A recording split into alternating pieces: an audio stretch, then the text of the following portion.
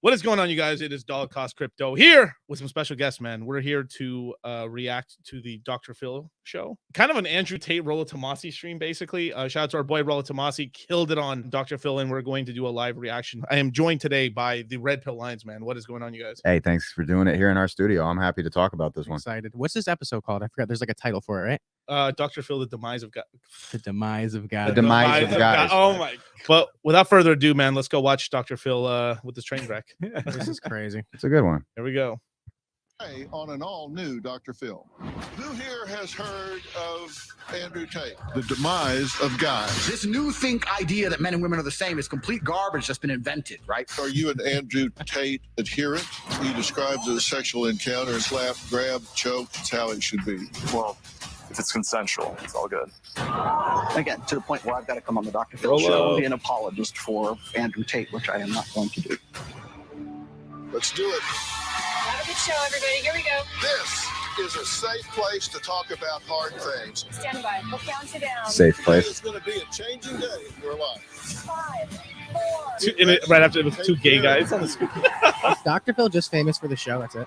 Well, Oprah shouted him out originally, and she was like, "Oh, watch Dr. Phil," and then he got his own show. I think that's how it worked out. So she basically made him. It's the mustache that made him. I wonder if he had him. He must have had a radio show or something. Yeah. She found him, and she'd been like, "Oh, I use Dr. Phil," and then eventually she just like built up his brand. She must have equity in a show or something. Yeah, and good to Oh. point out, I forgot before we really get rolling, a Yeah. good portion of the beginning of this, I completely forgot, is not based on Rollo. No, it's not. It's kind of like I think they're talking to some other guest that's supposedly in the Red Pill. I've never heard. Yeah, well, we're about to... 0% have heard of this. I think they Right, just found right. some random dude off the internet that like talks about stuff on the internet, on Yeah. Instagram. He claims he's Red Pill, and he's just some random. ass Yeah. Yo, I help guys pick up chicks, and the dude looks like he's never picked up a chick. Yeah, well, that part that we're about to see is like a half well-established incel that's like kind of peeped some game, and he's been in the gym a little bit, and I think he jumped right from just kind of like half improving himself a little bit to coaching people on TikTok like Tate does, and Is it just wearing a suit jacket and you get on Dr. Phil? this kid really looks like he was like used in a pawn in this, because it's safe to Yeah. say, knowing mainstream media, there Casting could have been picked him for that there reason. could have been a perfectly normal looking cat that you look at that's like, I like Tate, I like Rollo stuff, and you look at the guy and visually you're just like, I could tell, you can sense when a dude Yeah. carries himself well, and you know he gets women, you know he can conduct himself socially properly, and they definitely could have found that, but like they're like, get one of those guys that looks just like they're saying they look, you know what I mean? Yeah. It's all weirdos, and that's unfortunate for this kid. Right. So let's continue on. Still looks good for his age. Yeah. Good morning. Good morning. Well, recently, people across America were Googling, who is Andrew Tate? Now, who here has heard of Andrew Tate? Really? I knew it. Really? He was so shocked. He was like hoping to have nobody raise their hand. Who's heard of Andrew Tate? You see, okay, so that way he'd be able to tell you exactly like what his thoughts are. Now it's like the whole crowd knows who Andrew Tate is. He's like, God damn it. Yeah, I was gonna say if you just pause it right there. Of Yeah. Andrew Tate. Almost. Hold on. Right there. It's like pretty decent. Like that's. Oh, there's Rollo. I didn't even notice he's right. Rollo's raising his finger. It's like It's like it looks like He's throwing up a gun sign. He's He has throwing the hand a up like gun this. sign. looks about like 80% of the audience right there. Yeah. dude, I had a 7-year-old kid that I coach in hockey ask me, he's like, "Do you support Andrew Tate?" I'm like, "What?" You should have been that's Rom, kid. That was my least favorite question throughout the whole Tate era, is when people framed it that way. Do you support him? I'm like, is he running for president? What are you talking? Do I support him?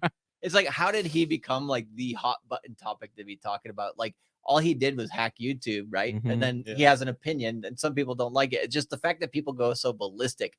It's like it becomes one of those buzzwords. As soon as people hear it, they just get triggered because they have to have a side, one side or Right. the other, right? It's a very weird question to ask. Do you support Tate, or like, do you support Rollo? Do you support the work? I'm like, they don't need our support. It's like, do you watch or do you read Rollo's material? There's like 2 points for why they hate Rollo. I mean, they hate like what's called Andrew Tate so much. One, a lot of people in Hollywood are really mad how famous Tate is, because Tate is more well known than a lot of movie stars. Right? Mhm. And there's a lot of movie stars, especially like I wouldn't say the Rock's hating or anything, but there's a little bit there where they're kind of pissy. They're kind of really pissed off of how much more famous. Like, he is so well known. It's kind of insane, actually. He was the most Googled man on earth. I mean, we all know. I mean, if you use common sense, half of it's jokes, right? Right. But there is some truth in jokes, right? And there is truth in comedy, and then there's that other side too, where it's like or like one of the funniest things I think Andrew Tate ever did was say like, if girls just had their entire how many men they slept with on their fucking forehead, all the world's problems would be solved. And all jokes aside, I mean, there is like some truth in there to like, but not all our problems. It's like so vile to women. It's so thought provoking to us. We're like, huh? No, but Like we're actually like I- thinking about the ramifications of that. I remember talking to my brothers back in the day, and just like we would just joke around. Imagine if there was like pussy facts, like car facts. pussy facts. You would look up someone's history. I mean, but this whole thing, like I said, this this was off of like a whole tangent when we in the conversation between my brothers, where we were going on if everyone had all the background information on everyone else, how much more people would like keep their number in control. Like it's basically what would happen is I mean, it's basically it would almost take us back to that whole contraception sort of era pre that area, right? Imagine the pill didn't exist, so you have to be really careful who you sleep with. Yeah, right. It would control things down and make things a little more fair and stuff like that. And I don't know. I think I was going to do this. Shout out to Rolo. I think we were going to do another stream on my channel about well, I think it was Vox Day. It was basically an entire episode on something called deltas. Have you ever heard of deltas before? Yeah, and Rolo's talked to me about deltas personally, but they started giving it, the kids, like social media, they started giving it a different definition. Yeah. So it's like, everyone knows the alpha, the betas, and the betas is like this huge The category. delta to sigma. The sigma, Right. yeah, exactly right. So the backbone of the whole U.S. economy or the whole world economy is deltas, which are basically the dads that get a wife and then support the whole economy, go to work every day. Good people. That's the deltas. They're the backbone of the society. Then you have the betas, which are like the second in command. Basically, they're lesser alphas. Second in command. Second in That's command. that's But something hysterical to me about that. But yeah, but they're lesser in command. They're like, there's the alpha, then he has his goons, like in the movie and stuff. Like, so it's like, if I'm the alpha, you guys are over here like managing the rest, helping me manage the kingdom. And then there's the deltas who are really the ones collecting the food, doing this and that. And they're sort of like a social. Goombas. The Goombas, yeah, the Goomba squad. It's actually kind of like Mario. No, I'm joking. I know. it's actually kind of like the pyramid of a company if you Yeah. think about it, Right. because Yeah. we talk about betas like they're useless, but they're not, because at the bottom level there's certain shit that just still needs to be done. Yeah. And there's cats that are going to do that. They're not going to be alpha, they're not going to be delta. I forget what sigma is. Yeah. I stick with my classics. Beta and No, alpha. it's Blue alpha, pill and red pill, but alpha beta is the easiest classification. Yeah. This is more of a more advanced, more like in-depth sort of thing, because it's not all it's not all like red and blue. Right? What's sigma? The sigma, if I remember right, basically there's two definitions. The one I remember is basically like he's the alpha loner guy. Okay. Yeah, like Lone Wolf. lone wolf, but he's like Mad Max, like he comes out on top all the time. And there's gammas, which are like basically they're basically deltas that believe that they should be alphas, and they're both sigma and gammas are loners.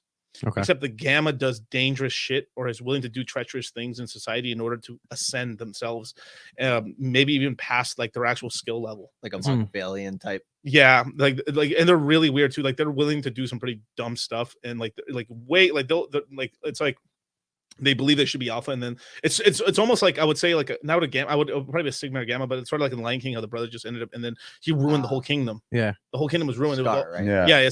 Scar is one of those kind of like gamma sort of like sort of archetypes a That's little a bit. good example. Yeah, that's a good example and stuff. But that pyramid of a company or even of an economy is, I think that's a good example, because the alpha, despite whatever the internet wants to claim the various different definitions are, like the main thing we can all agree on is someone he don't take no shit. Right. Fearless, don't take no shit. Top of the food So chain. top of the food chain, or like top of the company or top of the pyramid, as you go down, whether it's a company, an economy, a society, there's still levels that are needed and they're there. So if at the very top, like the owner, the CEO, you name it, the Illuminati, the guys that absolutely take no shit, down the line, I don't know the order as from delta to sigma to how it gets all the way down to beta, but you could definitely agree that the alpha's way at the top, and then you've got like, he takes no shit. The guy below him, will you take a little shit? Okay. Like, will the guy below him take a little bit more shit? And the guys that eat the most shit are at the bottom, and those guys are still needed. Like at the very bottom level of whatever you're running, someone still has to like mop the The floor. ones with like, it's status got to won't get take done. shit. That's why. We should Exactly. just put those ones as omegas,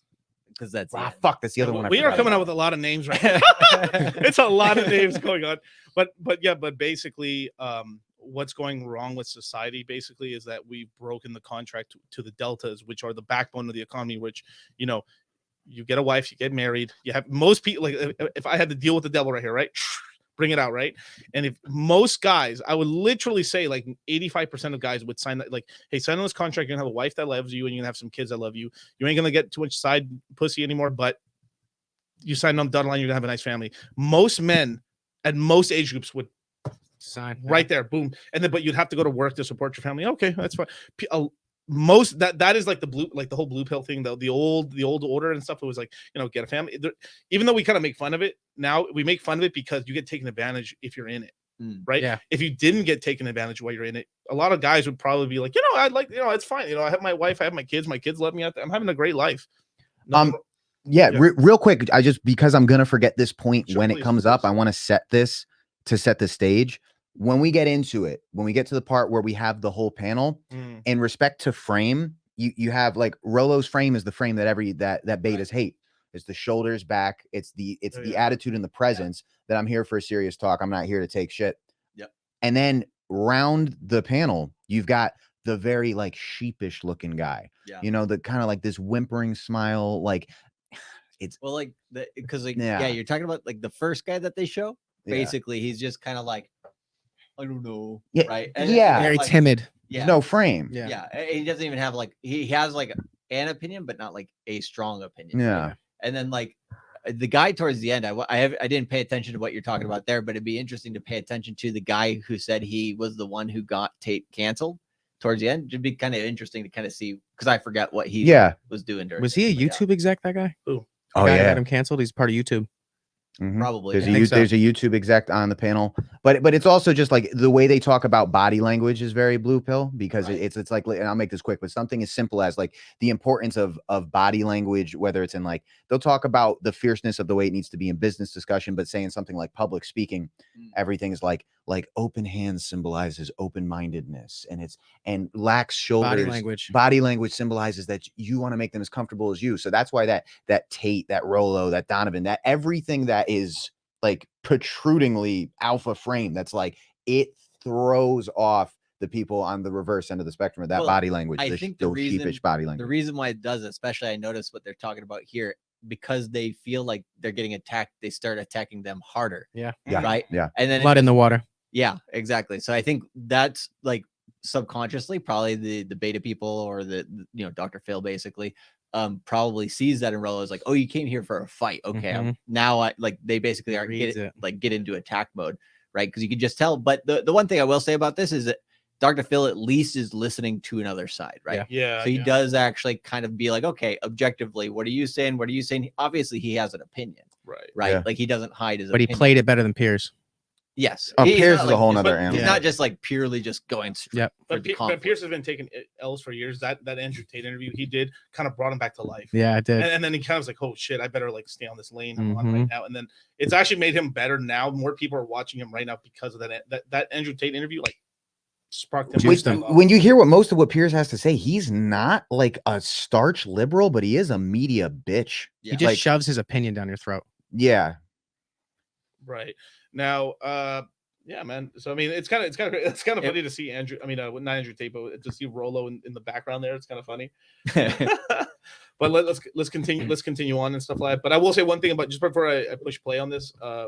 You know, Dr. Phil. If you guys haven't listened to it, Dr. Phil did actually have a decent interview on Joe Rogan's podcast. It wasn't a really bad interview. That made me like him. Yeah, maybe kind of turned around. So he's not all bad and stuff. The only thing I would probably say is I wish he went more for a 50-50, half women, half male audience, because they pick and choose people off the street and stuff for these shows. So that would, I think, if he did that, I think that would really boost his, because you would have the audience kind of arguing with itself, and that's views right there. But Phil's good in my book. Yeah, he's somewhat reasonable. Somewhat. Really? I never heard of him. Now, one mother, Darcy, tweeted, I didn't know who Andrew Tate was, but my 12-year-old son did. So parents, they're coming for your boys. They market misogyny and racism. And when I say they, there's a broad range of people out there. Damn.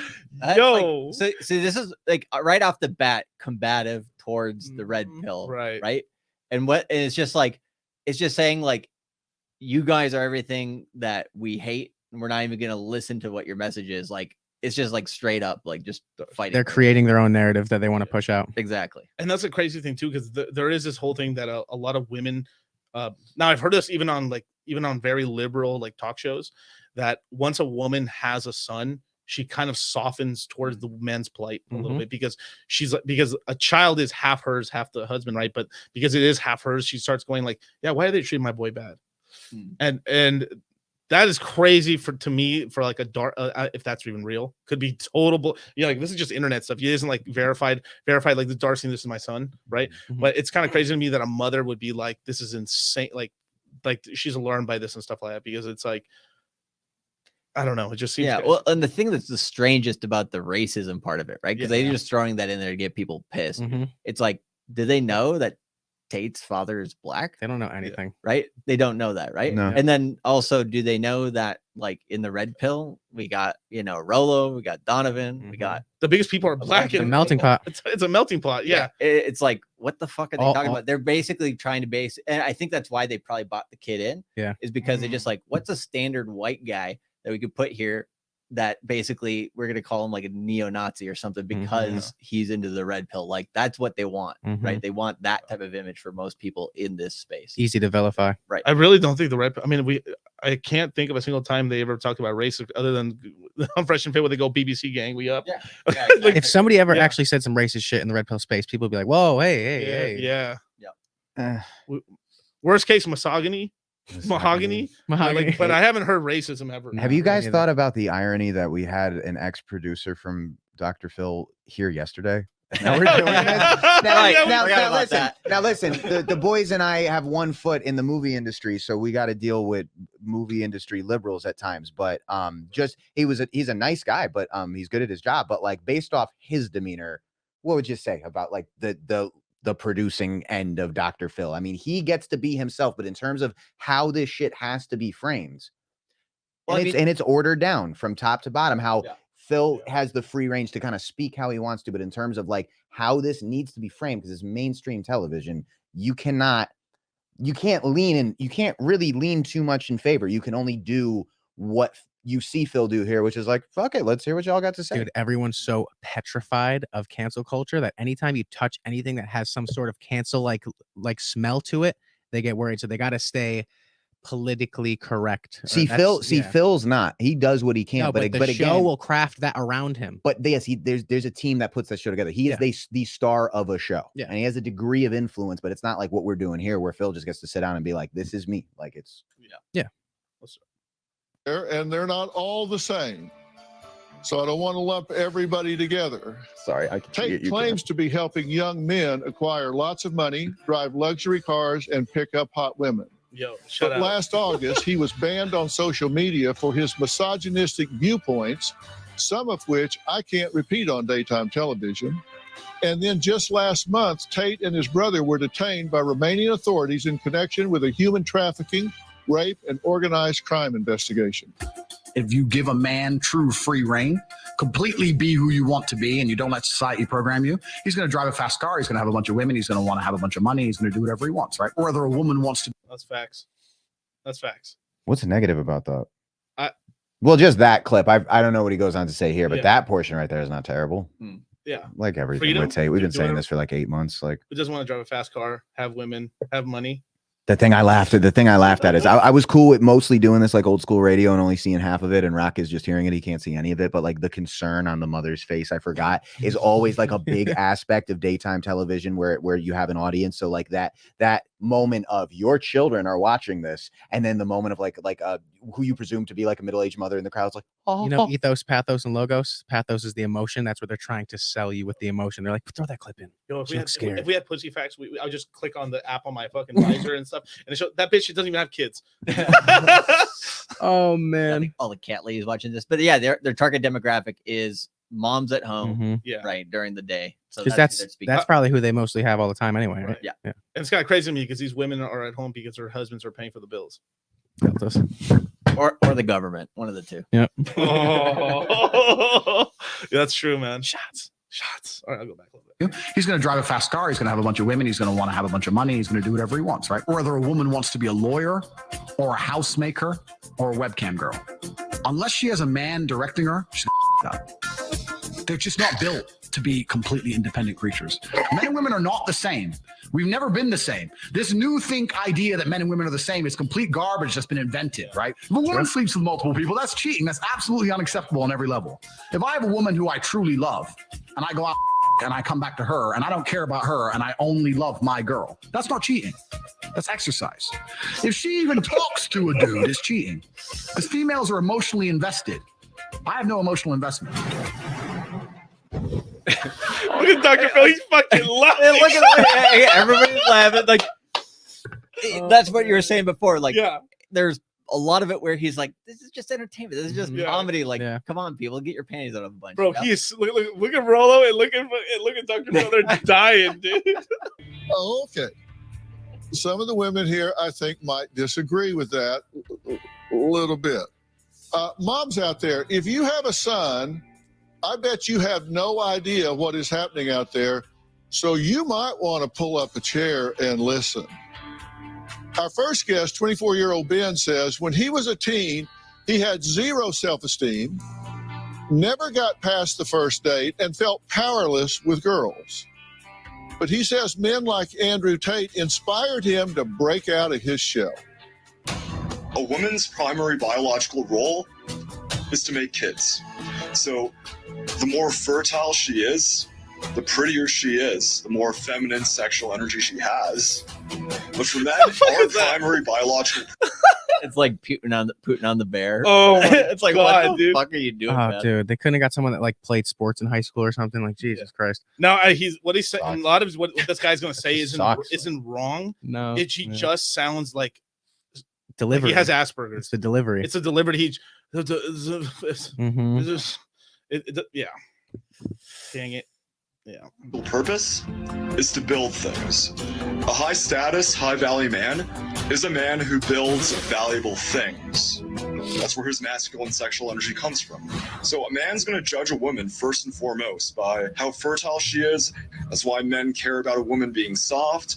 Men care about a woman being pure and healthy and nurturing, good at cooking, cleaning, and all that jazz, while women care about a man's status and a man's value. Because that shows how good he is at building things, how good he is at taking care of his body and being strong enough to protect her and her children. It's not unfair that men care more about looks than women do. It's just how nature designs. Wow. So you understand women. Yeah. How do you... Did he said? Do you remember? Because you can't see, you're pretty much a No, cone head. no. Bro, I've he's seen a it. conehead. Can I just say something on this type of character real quick? And this is just me personally. I don't know how everybody feels about it. I don't know if everybody in the red pill feels like more the merrier, but I would highly advise that if you're a young cat that just stumbled across red pill material, I don't think it's the greatest idea in the world to find it and then just start reciting the shit on your own. Yeah. I really don't. I don't see that. I get that it's like exciting to like discover things about evolutionary biology that make a lot of sense, but to just be this average dorky cat, or to be anybody really, it's like I have this saying that if you binge watch red pill material and it made you into a red pill nerd rather than a high value man, you miss the point. Yeah. A red pill you don't nerd. actually apply. A red pill Wow, nerd. that's you explain. Can you go a little into that? Just It's a bar. fucking this. Look at him. I mean, who would fuck him? Dude, if you want to That's make content horrible. on social media, go ahead. But like when Dr. Phil's like, hey, you want to come on? Maybe be like, I don't know. Like Donovan Sharp was like, yeah, I'm good. I don't want To to come me, on. it's But you're kinda gonna like- go on. To me, it's kind of like, what if I just watched wrestling? Or better yet, what if I just watched professional fighting and I really liked it? So I join a professional fight. I'm going to get the shit beat out of me. That's ridiculous. Don't just look at something and immediately imitate it. I mean, if it made sense to you and it resonated to you, great. But people really get addicted to these talking points because it's attractive and it's provocative. But to just start spewing it instead of become what it's teaching, if you're interested in becoming what this teaches you, this methodology, isn't it better to just become that rather than to start spewing it? Because you have a chance of looking dorky. Yeah, you don't have that much time Mhm. to actually be, reciting it, blah blah blah That's blah. just 'Cause my you're actually thing on doing it. it. No, I agree with you on that. The one thing I would say is that what they're trying to convey here, I think, Mhm. is like the brainwashing. Like Yeah. Andrew Tate is brainwashing our children. Like that I think that's why they chose this guy, because they're like, here's a guy who obviously was just reciting shit. And Yeah, you can hear it. Yeah. You know, that's what they're trying to I think to kind of come across on this But episode. real quickly, I'm sorry because I Sure, know sure. we're on your guys' show right now, but I just Yeah. want to add one more point before I forget it. The thing about it is, who's it harming? That's the one thing that kept coming back to me throughout the whole Tate era is they go, it's brainwashing men into acting like this. And I'm like, okay, so the worst result of this is a guy acting like a dork. Right. That's it. Like that's all that's happened. It's like Tate isn't he's- more dangerous. He's no, but I'm saying like he's saying the same shit Tate says. I'm like, yeah, and everybody thinks he's a dork as a result. Like it has not unleashed terror on society. Yeah. Yeah, and there's this whole thing too, right? Where one of the reasons why we're also kind of like looking at him weird too is because he's 24, right? The younger you are, the more you have to be like exceptional in order to like. It's like we're like when social media just came out, right? I mean, there was no one knows the kind of the rules, but as social media gets older and older and older, and we're starting to understand it more, and people have like now a Rolodex of past people they're looking at. There's more people to kind of judge new people coming in. So the bar keeps getting higher and higher. So it's like if you're going to enter the social media space, you need like as a young guy, you either have to be like 1% like fucking great body, tons of money. And I think the weakest lane, especially when you're young, is to be like you're picking up like let's just say like people are just all game guys, right? And the problem with the whole game, the whole now for frame and game and stuff and all that stuff is really important for picking up chicks and stuff. But the thing is like then people don't believe it. Even if let's just say this guy really was like incredible at like cold approaching, right? And was picking up tons of chicks and work, but so because the way he looks, people don't believe it.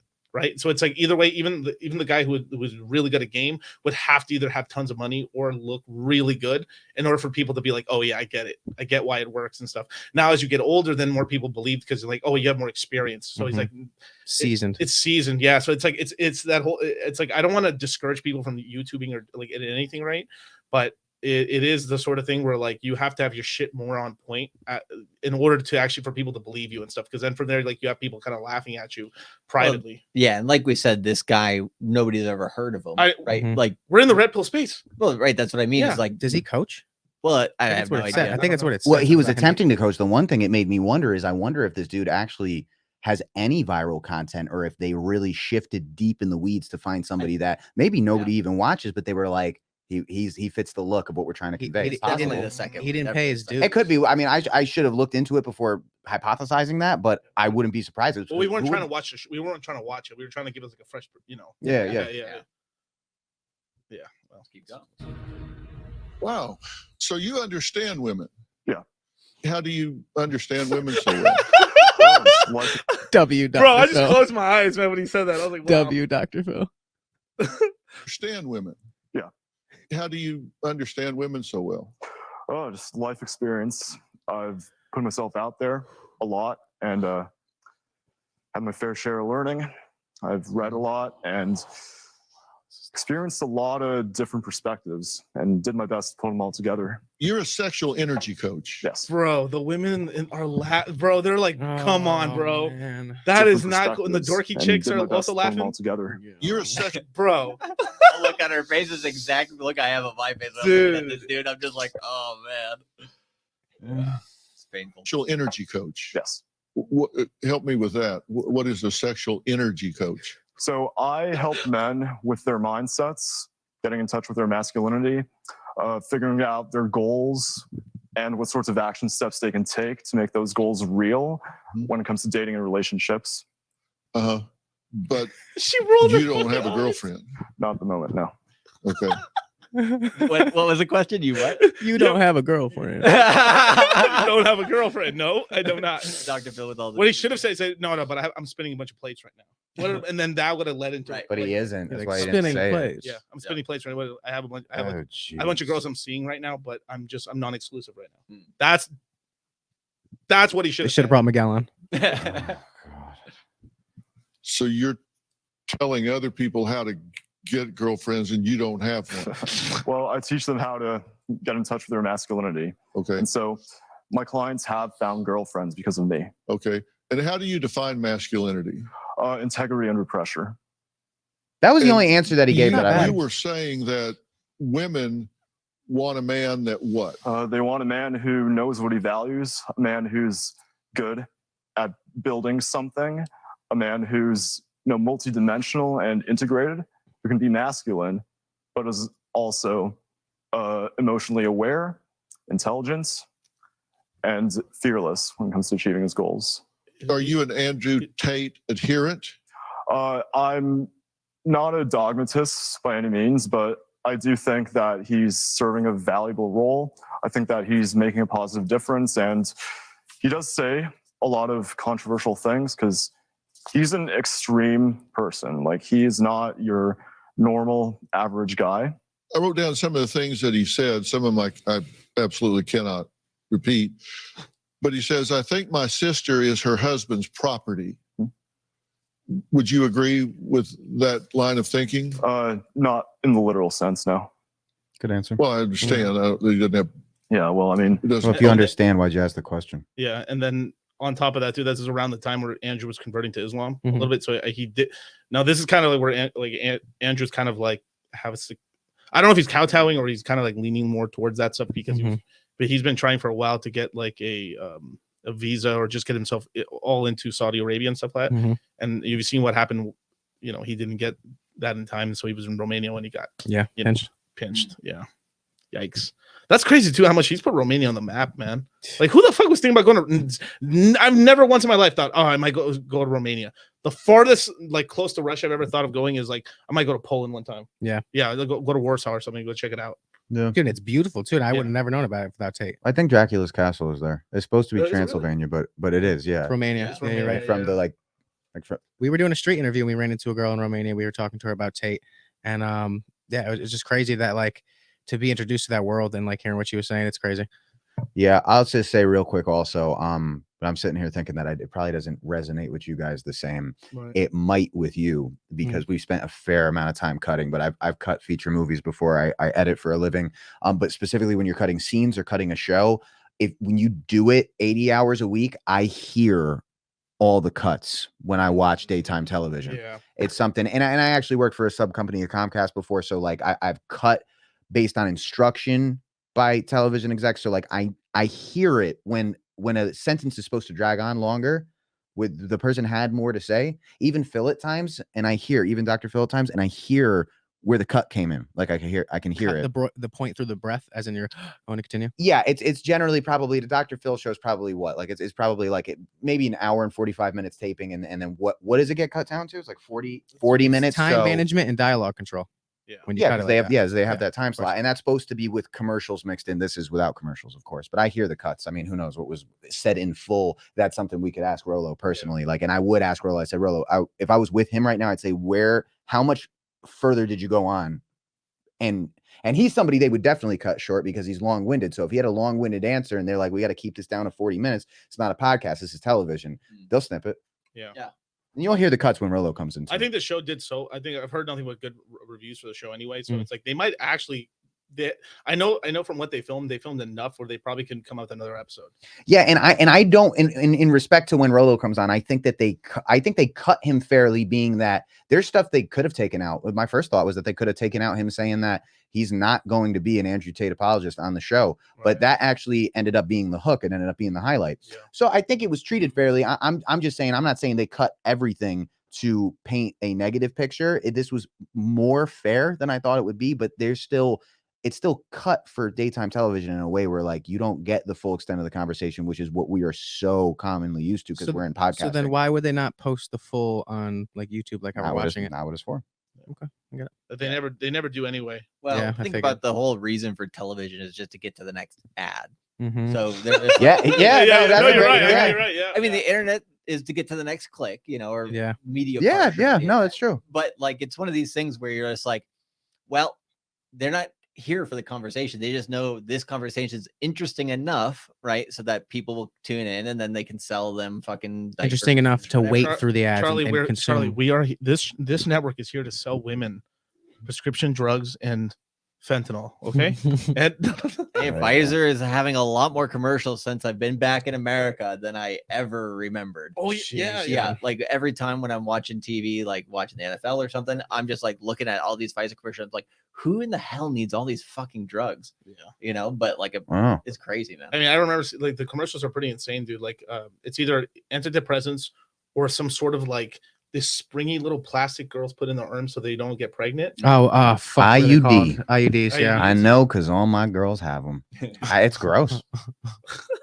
It's gross. No, but sometimes it goes inside them, and sometimes it's in the arm. I don't know I what think the IUD one is that one that goes inside you. There's something else. I think they're both. Maybe I was I- just hanging with ghetto girls. We had the pill back in the day. It's becoming more popular. It's I don't know what the benefits are, the arm versus inside the vagina, but I think There's it's different they're- ones that affect different hormones differently. It reminds me sort of those pills they put in cattle for like testosterone. Yeah. And stuff. They have a pill and it just dissolves over time Mhm. into the bloodstream. My girls don't got IUDs; they only got DUIs. Yeah. Ding. Sheesh. All right, let's get back to it. The literal sense now. Well, I understand. He doesn't have. Yeah, well, I mean, He doesn't own her. women are obviously people, not objects, but Uh-huh. it's one way of looking at things, misogynistic as that might be. He describes it as a sexual encounter and says that's how it goes. Slap, slap. Now he wasn't wrong there and stuff like that. Mhm. Like what a third of the world does think like that because of Islam. True. It is this whole Yeah, that's and- correct. Yeah. And there's this whole thing in the past in the Middle Ages and shit like where it was like you had to pay a dowry because like a woman was such a burden on the family. You had to literally give money to the Money or husband's cattle. family. Yeah. Like here, take my daughter, take her weight in silver. Like I have 3 daughters. Take the fat one. Take the 3 cows. Yeah, but in respect to in the States, growing up, I remember like my parents bringing us around like other families and other parents, and I'd noticed even as a kid the dynamic between the man and the woman, and I'd noticed when it was like in spoken of amongst other parents and shit, like, oh, the man really leads in that household, and I'd heard the opposite, like he has no balls, the woman really leads, and I always remember just thinking like, oh, people do things different ways.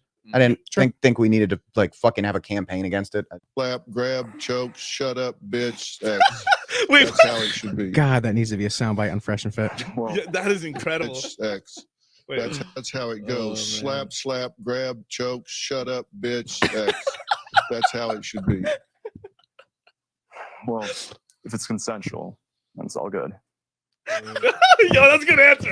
Yo, that was good. Why you say it like that? Then it's all The good. way he says it. Hashtag Trevor Bauer. No, Jesus Christ. That was so clean. oh all my good. God, man. He says, I'm not a blanking rapist, but I like the idea of being able to do what I want. And I don't believe women are as smart as men. Well, sounds really misogynistic. He's like, well, you really fucking got me there. He's like, I'm done. I feel like that was And then they cut. They're like, word.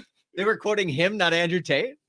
they're quoting Andrew Tate. Oh, okay. I thought they were quoting this guy. I was like, damn, bro. Damn, No, man. but that's a funny part of the show because he really tapped out at that point. He's like, well, Like, I'm beat then. I guess this is all pretty fucked up. No, but I think that was 2 different conversations of Andrew. They kind of spliced 2 Andrew Right. conversations together because I know exactly what clip they're talking about, and then that other one he was talking about something that was a complete other video. yeah. You know how Tate talks about how when people take clips out of his long-winded content and it's only a little soundbite or a 15-second clip on Instagram, people will interpret it differently. Yeah. Having Dr. Phil say one sentence and emphasizing different words, it changes how it's perceived. Because Tate has a really similar cadence throughout all his videos. It isn't like some video where he comes in really high pitch or really Yeah. low. His pitch is like pretty well done.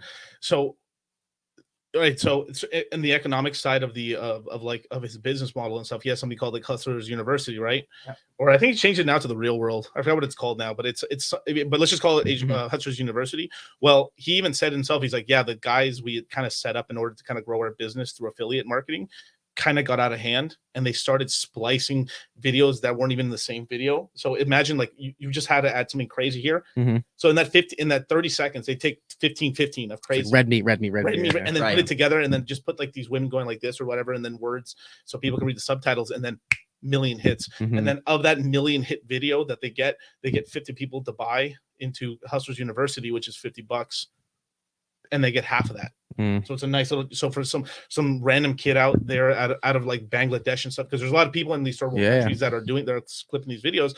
They're making like $8,000, $6,000, $10,000 a month, getting people referred into Hustlers University. Nothing wrong with that. And they're like, this is like, you know and how then much in money their- that is? Yeah, in their Yeah. country, especially like if they're The if they're a conversion. third world country, Mhm. that's like making 6 figures Oh, yeah. a year and kind of shit, or like maybe even 7, right? But it's like one of these things where it's kind of like Andrew Tate's strategy to basically hack YouTube, Mm-hmm. kind of that's where it starts kind of biting Yeah. back at him. Yeah. And he said that before on streams. He's like, Oh, did yeah, he said that a little bit. He's like, yeah, like some of the guys making the clips are getting a little out of hand and stuff like that. But it's not me actually saying that, just people taking me out of context because of these videos. So Oh it's yeah, but we have that happen too in Yeah. crypto, right? It's like, have I talked about Luna and Celsius before? The answer is yes. Mhm. Right. I told people to sell Luna essentially at $97 or $87, right? But then people, if they take a clip of us just saying like, hey, here's Luna, it's looking like a good price right now or something, then of course, oh my god, this guy's a scammer, he's a fucking Ponzi scheme, you know. So it's like, it's the same fucking shit, but you know, there's something in crypto where like if the content's over 4 months old,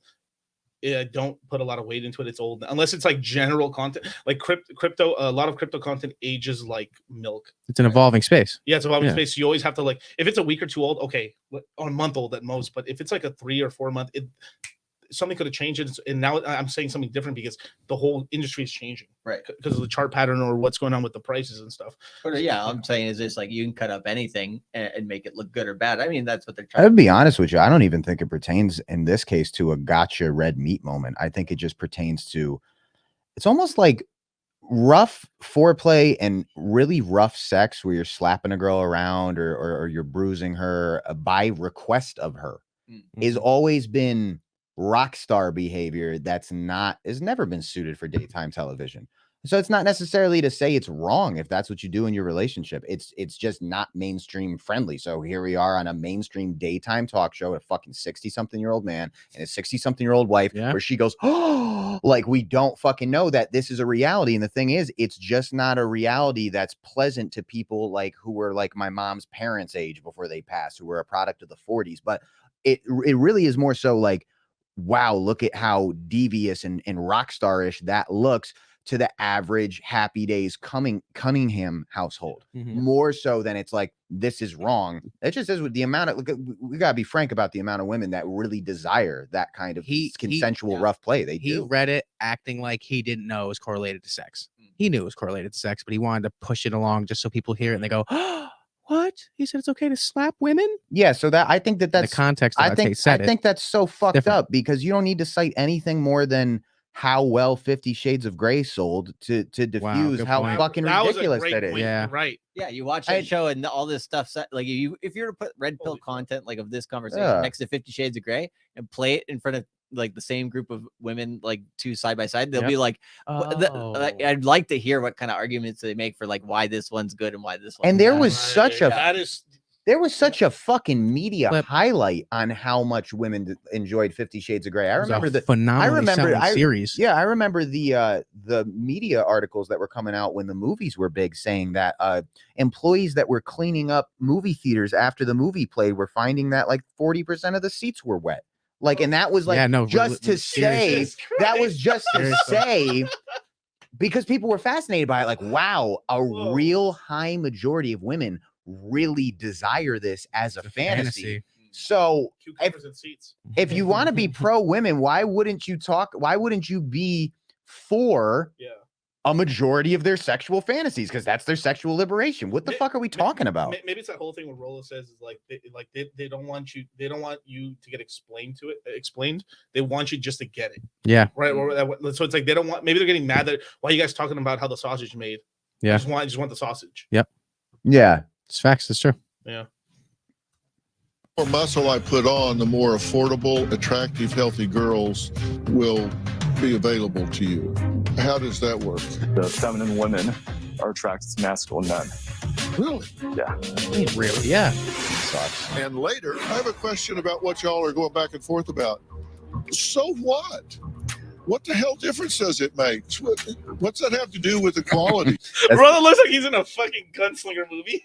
He was looking back and forth like he was about to pull out the guns, and he's like,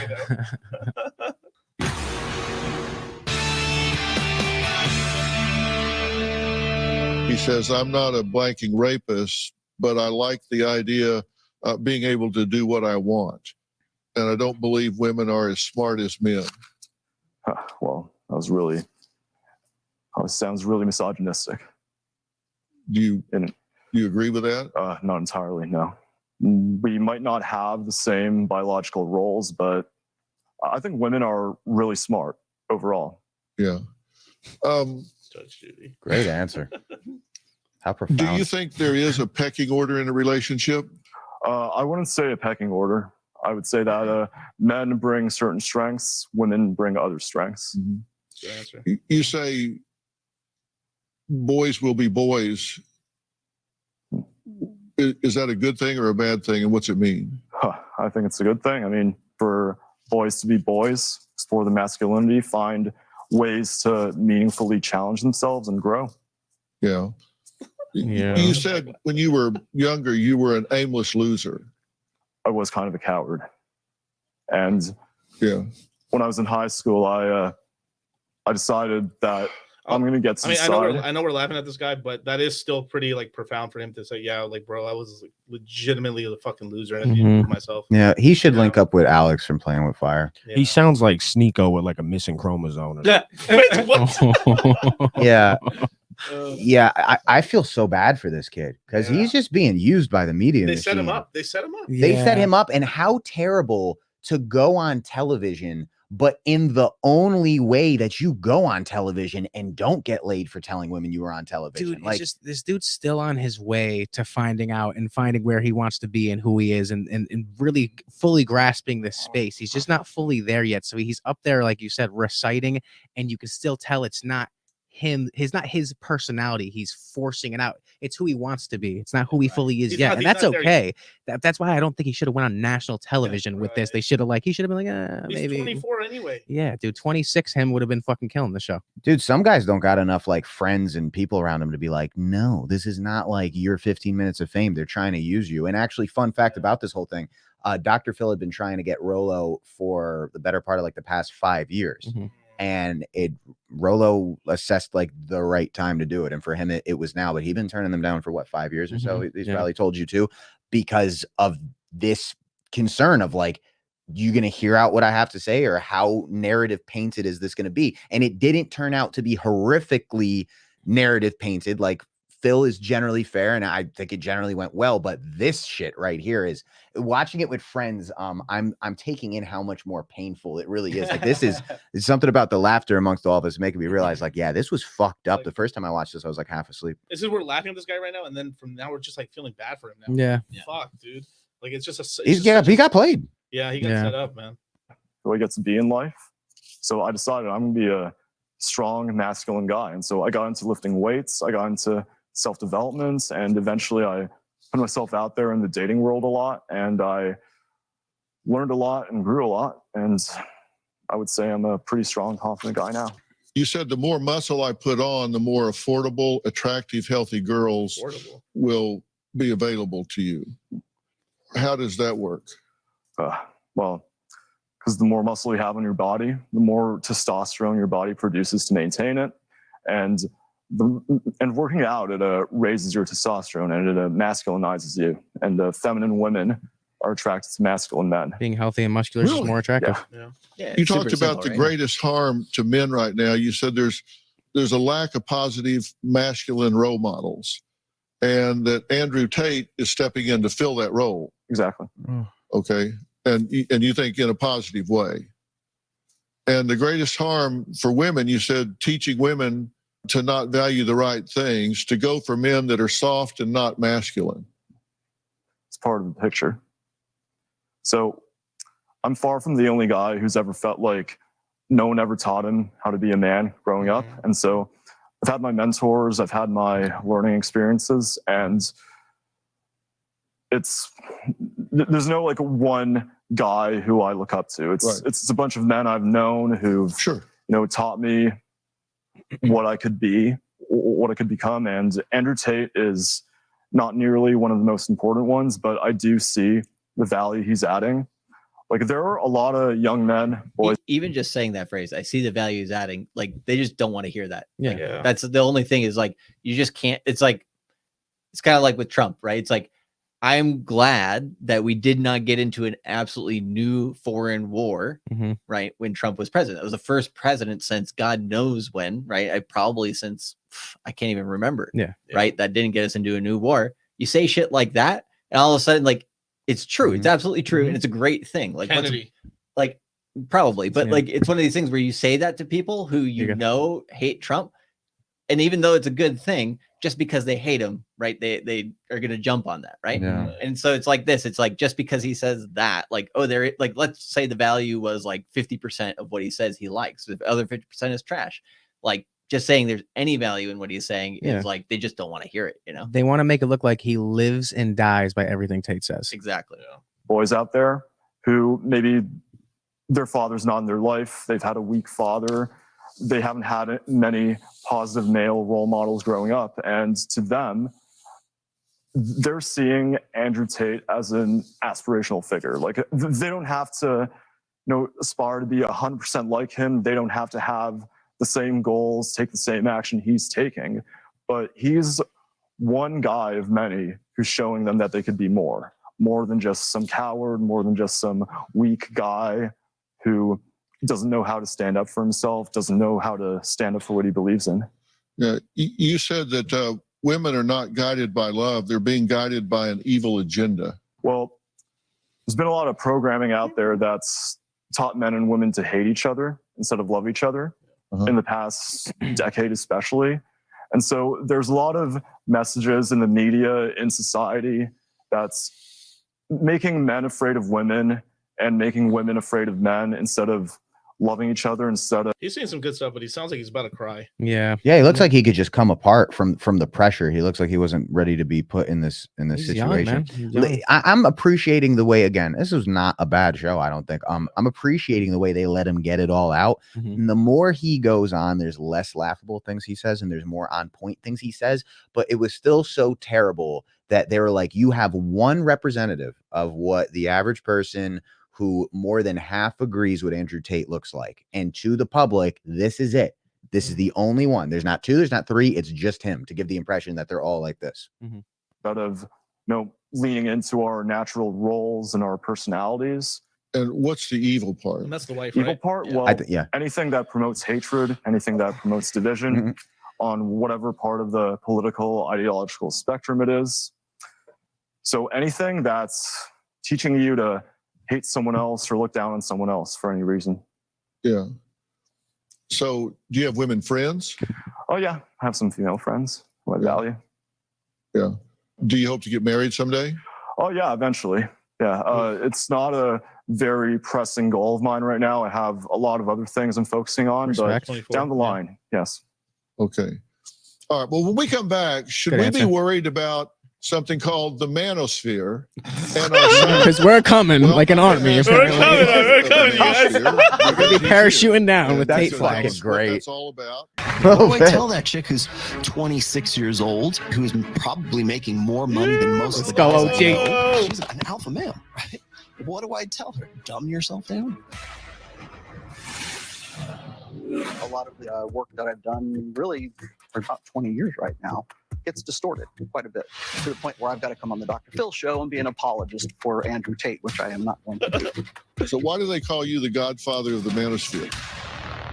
This is so crazy.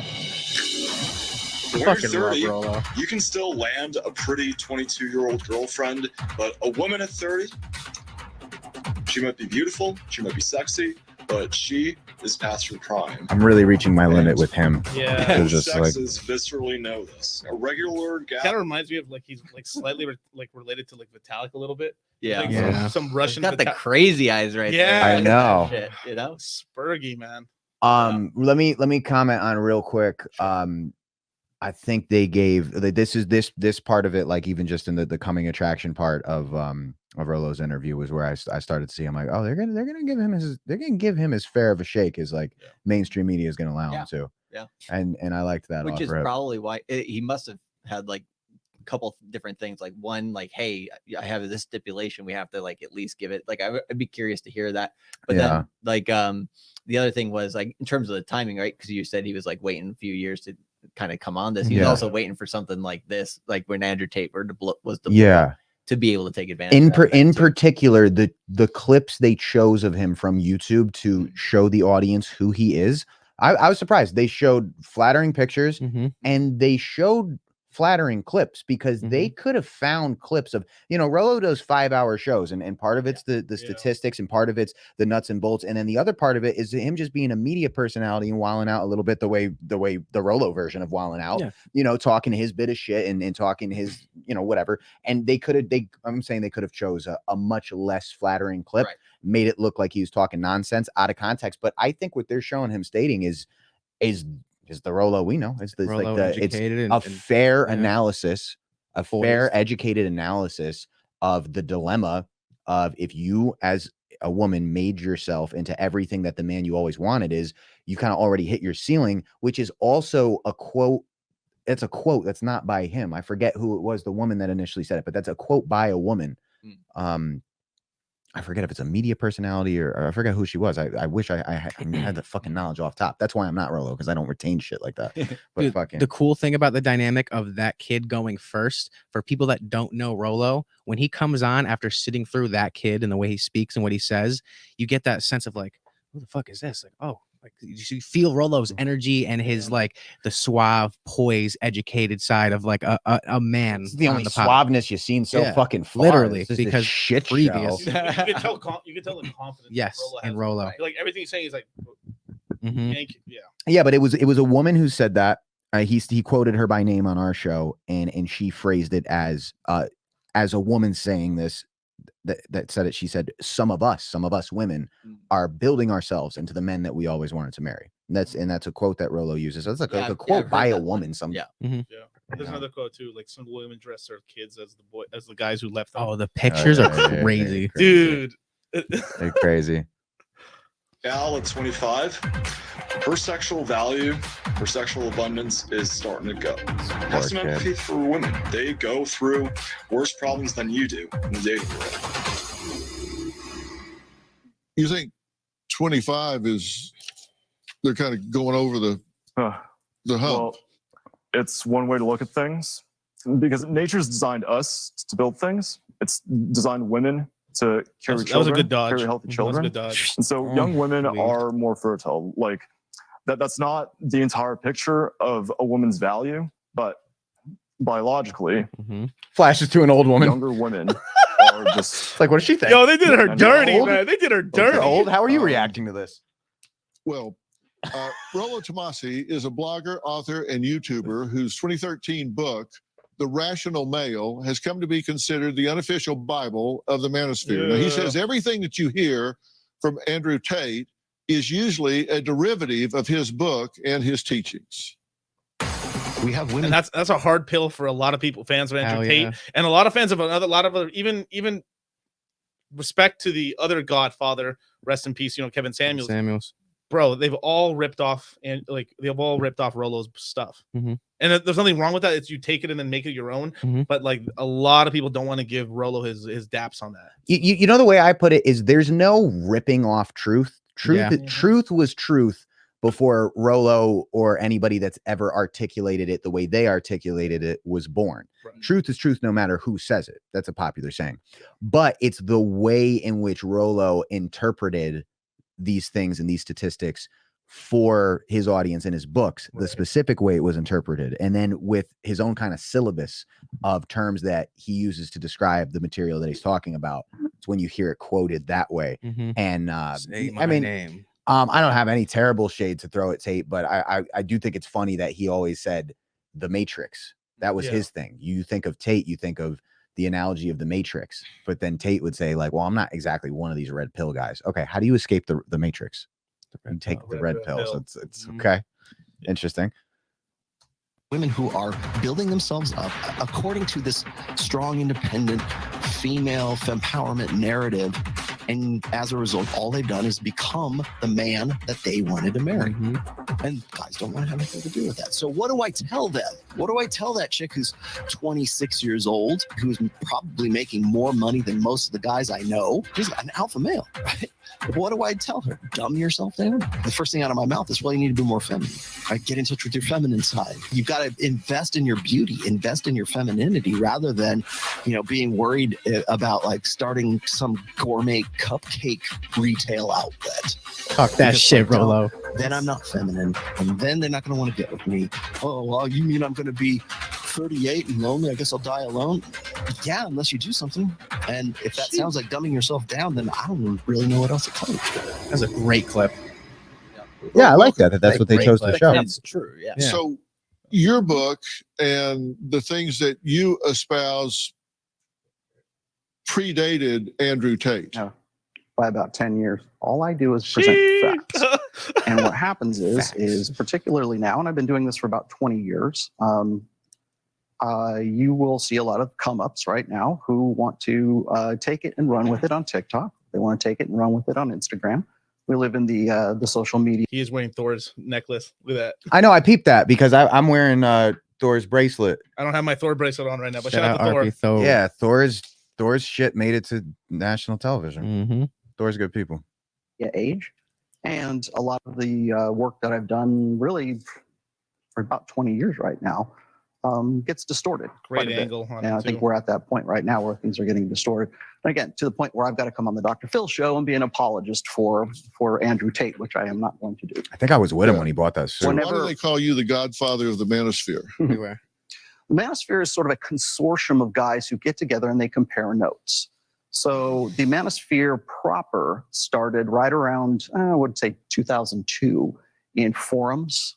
It developed and evolved out of the old pickup artist seduction community forums that were online at that time.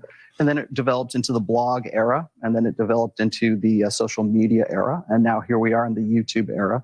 And it's been, like I said, about 20 years coming right now. But the Manosphere proper is a consortium of guys who get together and they compare notes about really three main things: money, muscles, and game. So, and by game, I use game in the terms of social skills at this point. So, And these pickup artists. That's a cut, sites by the that way. you're That talking was- that was people really- Did you hear it? putting up websites and all about how to pick up women. that originally it was discussions on forums where men all over the world would get together and say, let's compare notes. Let's compare notes. Let's get together and let's see if we can figure this out. Well, I've seen a lot of seminars and stuff where you can sign up and take a course, and they guarantee you if you Guarantee. have trouble getting dates or picking up women, they tell you that they guarantee you. Now, you know how he's saying these guarantee stuff? Mhm. Now, there was guarantee things way back in the day. I'm talking The about old school pickup. the really old um, school. They were promising crazy shit. Old school pickup grifters. Right. Mhm. It's possible that's when Dr. Phil was a lot younger, right? And was maybe looking at it like, It's like, honey, sorry to break it to you, but about like when I was meeting you 20 years ago. no, it's you're not off by that. He could have been like out here trying to look at some side. That's pieces. why he pinpointed the term pickup artist, not anything else that Rollo said. He's Re- like, pickup artist. We'll elaborate on that. Remember, it was like what was it? I forgot who said this quote, but men tend to stress in the decade they last had sex in. Like a lot of men get stuck in that old archetype. So they're wearing the disco clothes. That's when they were getting That's laid. when I was lit. That they were That's when I getting was laid it. before marriage. Yes, typically, Okay. as well as a lot of men just get stuck in a certain era because that's when they were popping. You know. Yeah, because I have a lot of sex and I have no style, like as far as what I Oh, wear. that's what so I you're don't gonna wear. That's even, what you're gonna wear the rest of your life now. Then Is this because I sleep with dirties? That I've just been wearing the Dirties? same black T-shirt He's and got my own dirties logo and and my. Wait, we talking dirty? So what should we talk about? No, but nah, but we can just keep it pushing. Do you know what's funny when I'm thinking when I watch this clip? I know he's Dr. Phil. Yeah. But at the same time, I'm so used to being around sharp-witted people. Mm. You guys included, Rollo included, my brothers included, Rich included. And the attention span of the internet, because we're products of the internet, that's where we broadcast, Right. is so in my mind when I'm talking. It's never like I can truly be free when I talk, but it's good to be on tempo because like I know like I gotta be quick so you guys could talk. I gotta be quick because of the attention span of the viewers. And I think it's amazing that Phil can even have a show where he can take that long to get a question out. He's like the Manosphere. There were these things like how long it takes him to. We stopped it while he was trying to get out his question for 60 seconds. I just think it's funny. But that shit is hilarious to me. So, and that also there's this whole thing with media and a lot of the guys that were in their 20s or like 25, 30 years old when the internet was just starting up, and then they went into these businesses and now we're kind of more either working for the CNNs, the Foxes, have their own daytime talk shows, or these older YouTube channels and stuff like that. If you notice that when they think of the red pill, that's always they think back to early 2000s, like 2005 to 2002.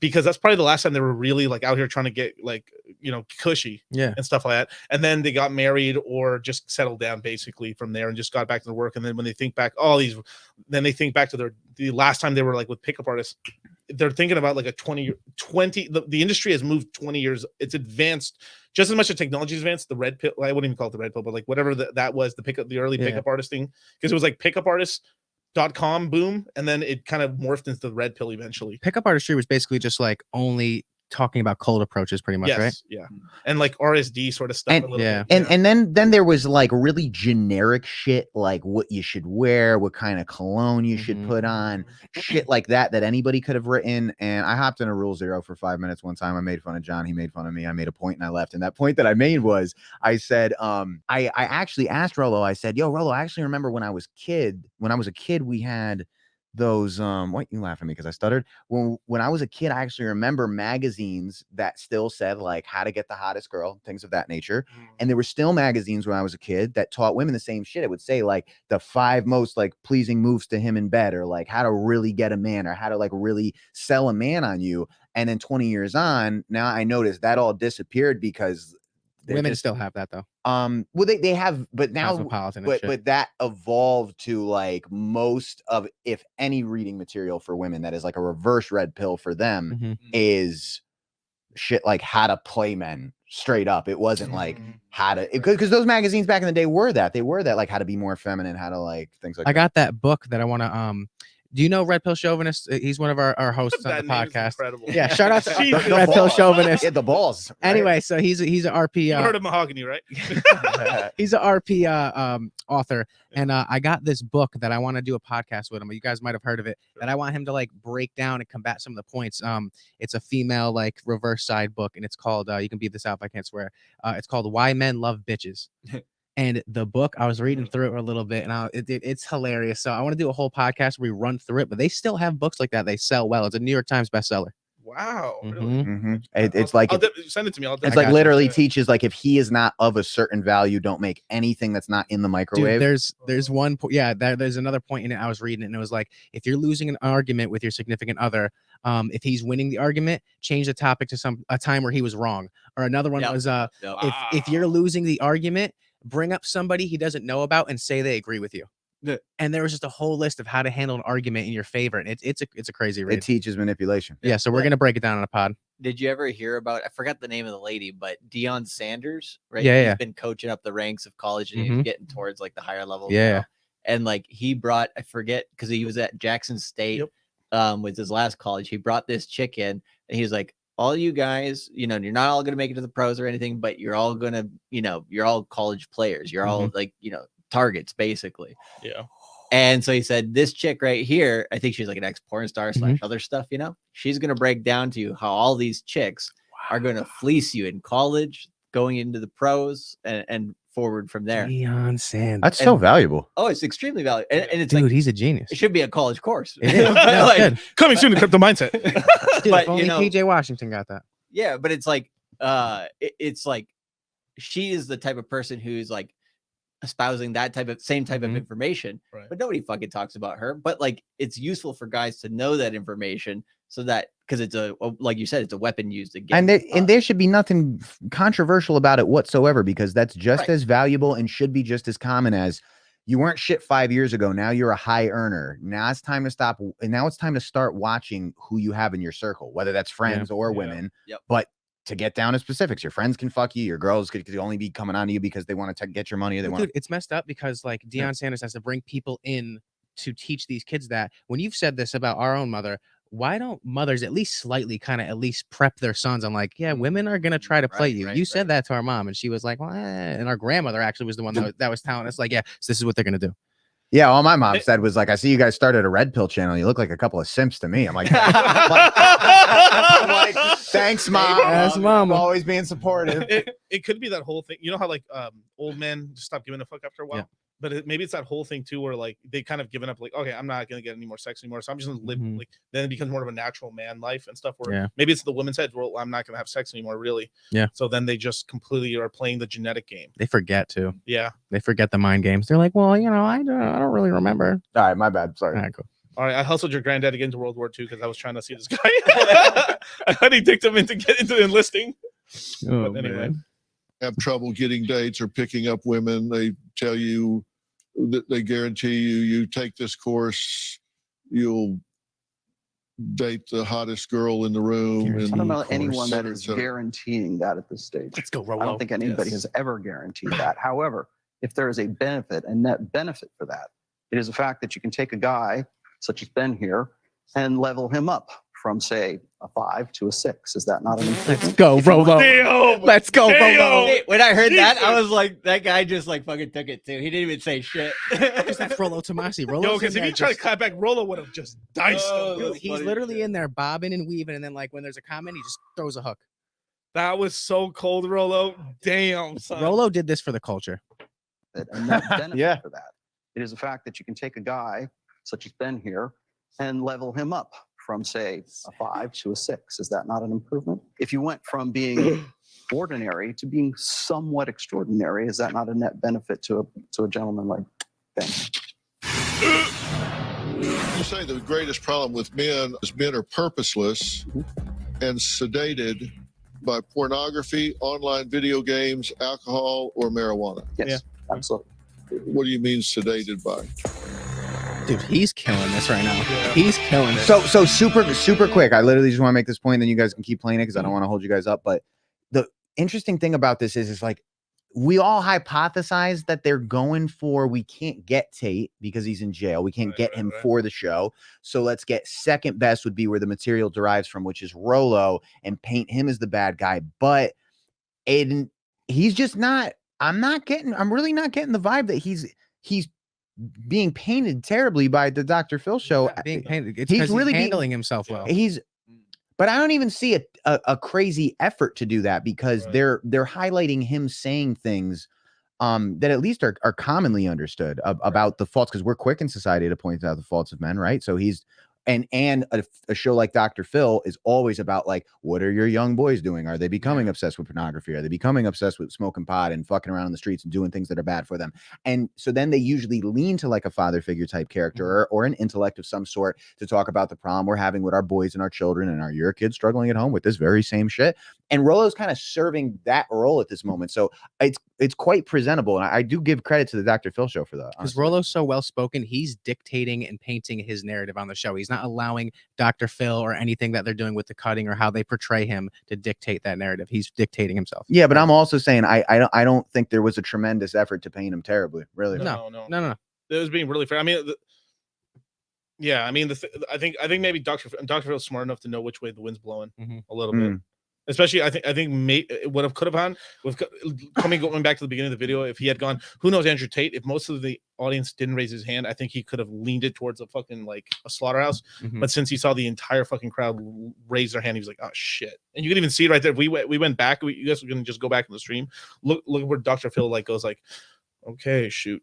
Understanding, Yeah. So it's like, well, and I think like, I mean, Dr. Phil's a smart motherfucker. Oh, of So course. He's like, they were everybody in the audience was laughed after that one clip because they know like, oh yeah, that's like funny, right? Dr. Phil strikes me as this guy that's like this kind of neutral in the middle, still has common sense in a no common sense era. Right. So I bet you like he's like, okay, like let's actually like kind of try to hear both sides of the story. Well, basically, hey, here's because like once it gets into the talk between the people with the books and the women on the panel come on, like it gets very like, well, we're just gonna shove our opinion down your throat a little bit, but not like a whole lot, right? This So- is the perfect way I can put it. You know how most mainstream media characters that have a talk show, they have to push back against material like this and make it seem outlandish because it goes against the liberal agenda. Yep. He would only push back because it's not family friendly, because he's the family friendly talk show host, not because how dare you challenge the agenda. So I think he's just lobbing up the points and letting the conversation go whatever way it goes. If Rolo was to say bad things, that would paint his narrative negatively. He's just lobbing it up, giving the opportunity to be good or bad. Right. Yep. Which makes because he's like, hey, I don't care how this shakes out. I just want good television. Yep, absolutely. I just want those ads. It isn't like Hey, this is The View. Yeah. Yeah. Yes, it's not. And it's not Piers Morgan. Right. How old are you? 24. That's 24. 24 years 25 in a old. couple So weeks. we're looking at a Gen Z. You're looking at a generation that was acculturated and socialized behind a screen. We have a generation of Yeah, he cut. No, I wasn't telling you to stop. That was a cut. Yeah. Behind a screen. Bink. Next what point. we call lost boys right now who don't have a father figure. They don't have any guidance, whether it's masculinity or much else for that matter. And so, of course, if I can say, hey, look, I'm an older gentleman and I can help level you up, and common sense is so rare right now, we can commodify it, then I'm going to go and do my best to help men. I'm not in the business of helping men become better men. I'm in the business of helping men have the tools and the equipment so that they can build their own lives. You say the greatest problem with men is men are purposeless and sedated by pornography, online video games, alcohol, or marijuana. Yes, absolutely. What do you mean sedated by? They're escapisms is what they are.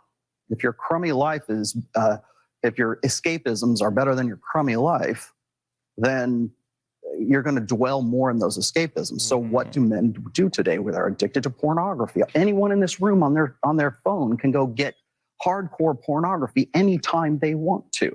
There's a reason why it's free.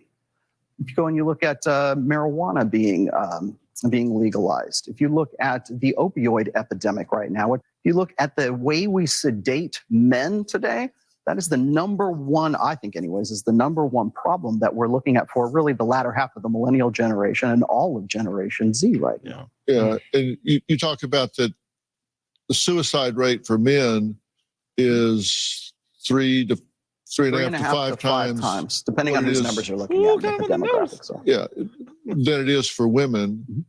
And you interpret that as meaning what? I interpret that as meaning that those are deaths of despair. We have a term for that right now. Men get zeroed out. They build up lives, they build up personalities, they build up what life equity, let's just say. They lose a job, they lose their wives, they lose out on something, and no one is there to tell them how to bounce back from that rejection, how to bounce back from that defeat, how to come back from being zeroed out. This guy just looks like he wants to cry. Yeah. God damn, dude. Rollo's a beast. I can't imagine. Like I can imagine what, because they cut it, so there has to have been some other conversation we haven't heard yet in here. Right. So they're faced with two really very real decisions. One is rebuild yourself or delete yourself. And unfortunately, most men are deleting themselves right now. Most men are deleting themselves. Well, the prime demographic for suicide for men Out right of now the is equation 45 of being 65 caught years old. between It's those what they call two death of decisions. despair. Dr. Phil. We constantly harp on the fact that men don't have friends, they don't have close friends, they don't have the same networks that women do. And then we put the blame for their mental health back on them by saying it's toxic masculinity, and if you guys were just more like women, then you would reach out for therapy of some sorts. If women were killing themselves at 4 times the rate that men are, you would have a dedicated month, and the NFL would change their uniforms to pink or something else so that we would have some sort of female suicide prevention month. But we don't see that right now because culture. we blame it on toxic masculinity. What do you mean when you say media celebrates masculinity as equaling acting feminine? Well, that's the only time that the mainstream media will ever celebrate masculinity is when you see The Rock in a tutu.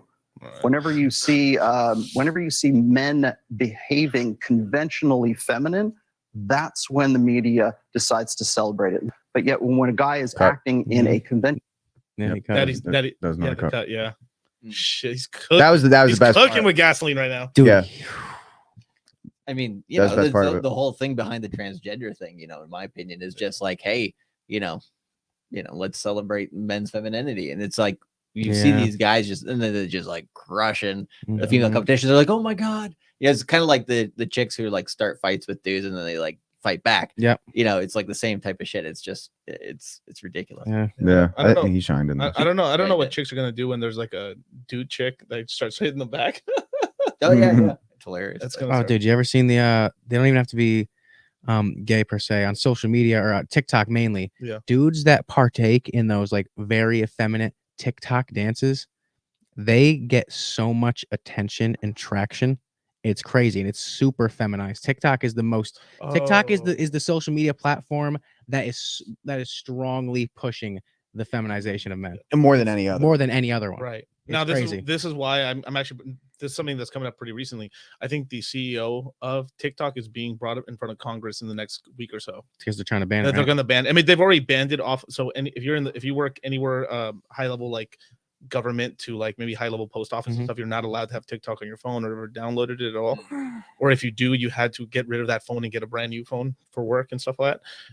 I'm for banning TikTok anyway. I mean, I'm just, I'm very anti, Chinese government, not Chinese people, Chinese government. Yes. And bro, like they're encouraging a bunch of dumb shit. Like, I mean, it's Tide Pod challenge, the NyQuil challenge. I mean, come on. Adam Curry says he thinks that the idea that it's China censorship working its way into every American kid's cell phone is a bullshit escape route to get around the fact that Facebook and Instagram and everybody is failing to compete, and that Silicon Valley wants to just like, dude, fuck it, all the money is there, get them the fuck out of there. Like, fucking just find a way to ban it. TikTok is America's brainwash from not delusion by being diluted. If you ever, dude, especially if you've ever seen like younger kids interact with TikTok, how like they like lull and like lock into this platform. It just dilutes the brain, just the patterns and the way the time like attention span. Yeah, and attention span is just brutally just gets destroyed. The shorts are terribly like we have to make shorts now because I mean, this is just the game, the YouTube game. You have to make shorts, you have to make clips. But let me tell you this, like they've hurt my brain because I've had to watch shorts and clips and stuff because it's everywhere on YouTube, right? You can just watch one, like you're on Instagram and you click an Instagram video. Oh, that was funny. You scroll up and there's another video. And there's another video. It's part of your business. You got to have your guy make about 15 clips out of this. We've been rolling for like an hour and a half. Yeah. It's part of our business. So you got to study it a little bit. But what's of course you got to study it. But what's going on is that these shorts are hurting our attention. Even my attention span was to listen to 4-hour podcasts. Like I started off like listening to Joe Rogan's podcast when it just came out and would listen to 3-4 hour podcasts, 2-hour like really intense fucking like financial podcast. Like it was just listening to these long form content sort of things, 4 or 5 hours, super high attention span. And now it's getting to the point now where like even my attention span is being hurt now. Yeah. And I've noticed it being hurt where like if like I'm listening to like a 15 or 30 minute video on a 10 minutes and I'm like, ugh, next. Yeah, because they went from the full podcast to clips with their 15-20 minutes and now to these reels. It's the only time where you'll ever be on a social media platform and you'll start consuming it, and then before you know it, you're like, holy shit, it's been like 2 hours. Yeah. The point that I think most people will always take for granted is the point about pornography, because Rolo made a great point of that. Yeah. But you can't really feel it when he says it, that you can never really feel that argument. As like I was talking about earlier in the car about we take things for granted. We really take things for granted because we can accept the talking point, but we can't truly feel the repercussions of it unless you like literally, you might have to go eat some mushrooms and sit in a field to fully really walk yourself through how dramatic it is that you used to have to make the conscious decision. I am going to sit at the home and jerk off, but first I have to get up, I have to get dressed, I have to make sure I have a couple bucks in my pocket, I have to go out in public and purchase pornography, then take it home. And that's in a way at least the minor incentive to think, am I really going to do all that, or should I just go fucking do something with myself that's productive? But we carry around the trip to the dirty bookstore in our pockets at all times. It's so dramatic, but you really got to like sit in almost deep stoner thoughts and play that out to realize how dramatic it is.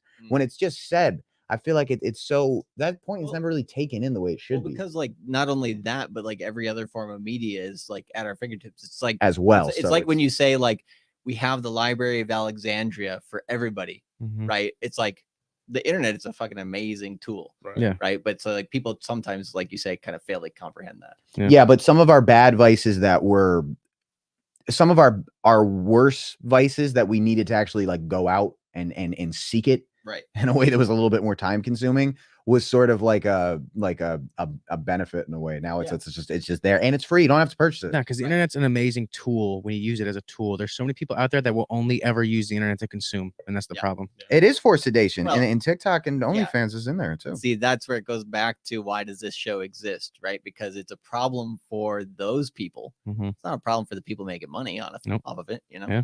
No, no. The high elves. Anyway. Whenever you see men behaving conventionally feminine, that's when the media decides to celebrate it.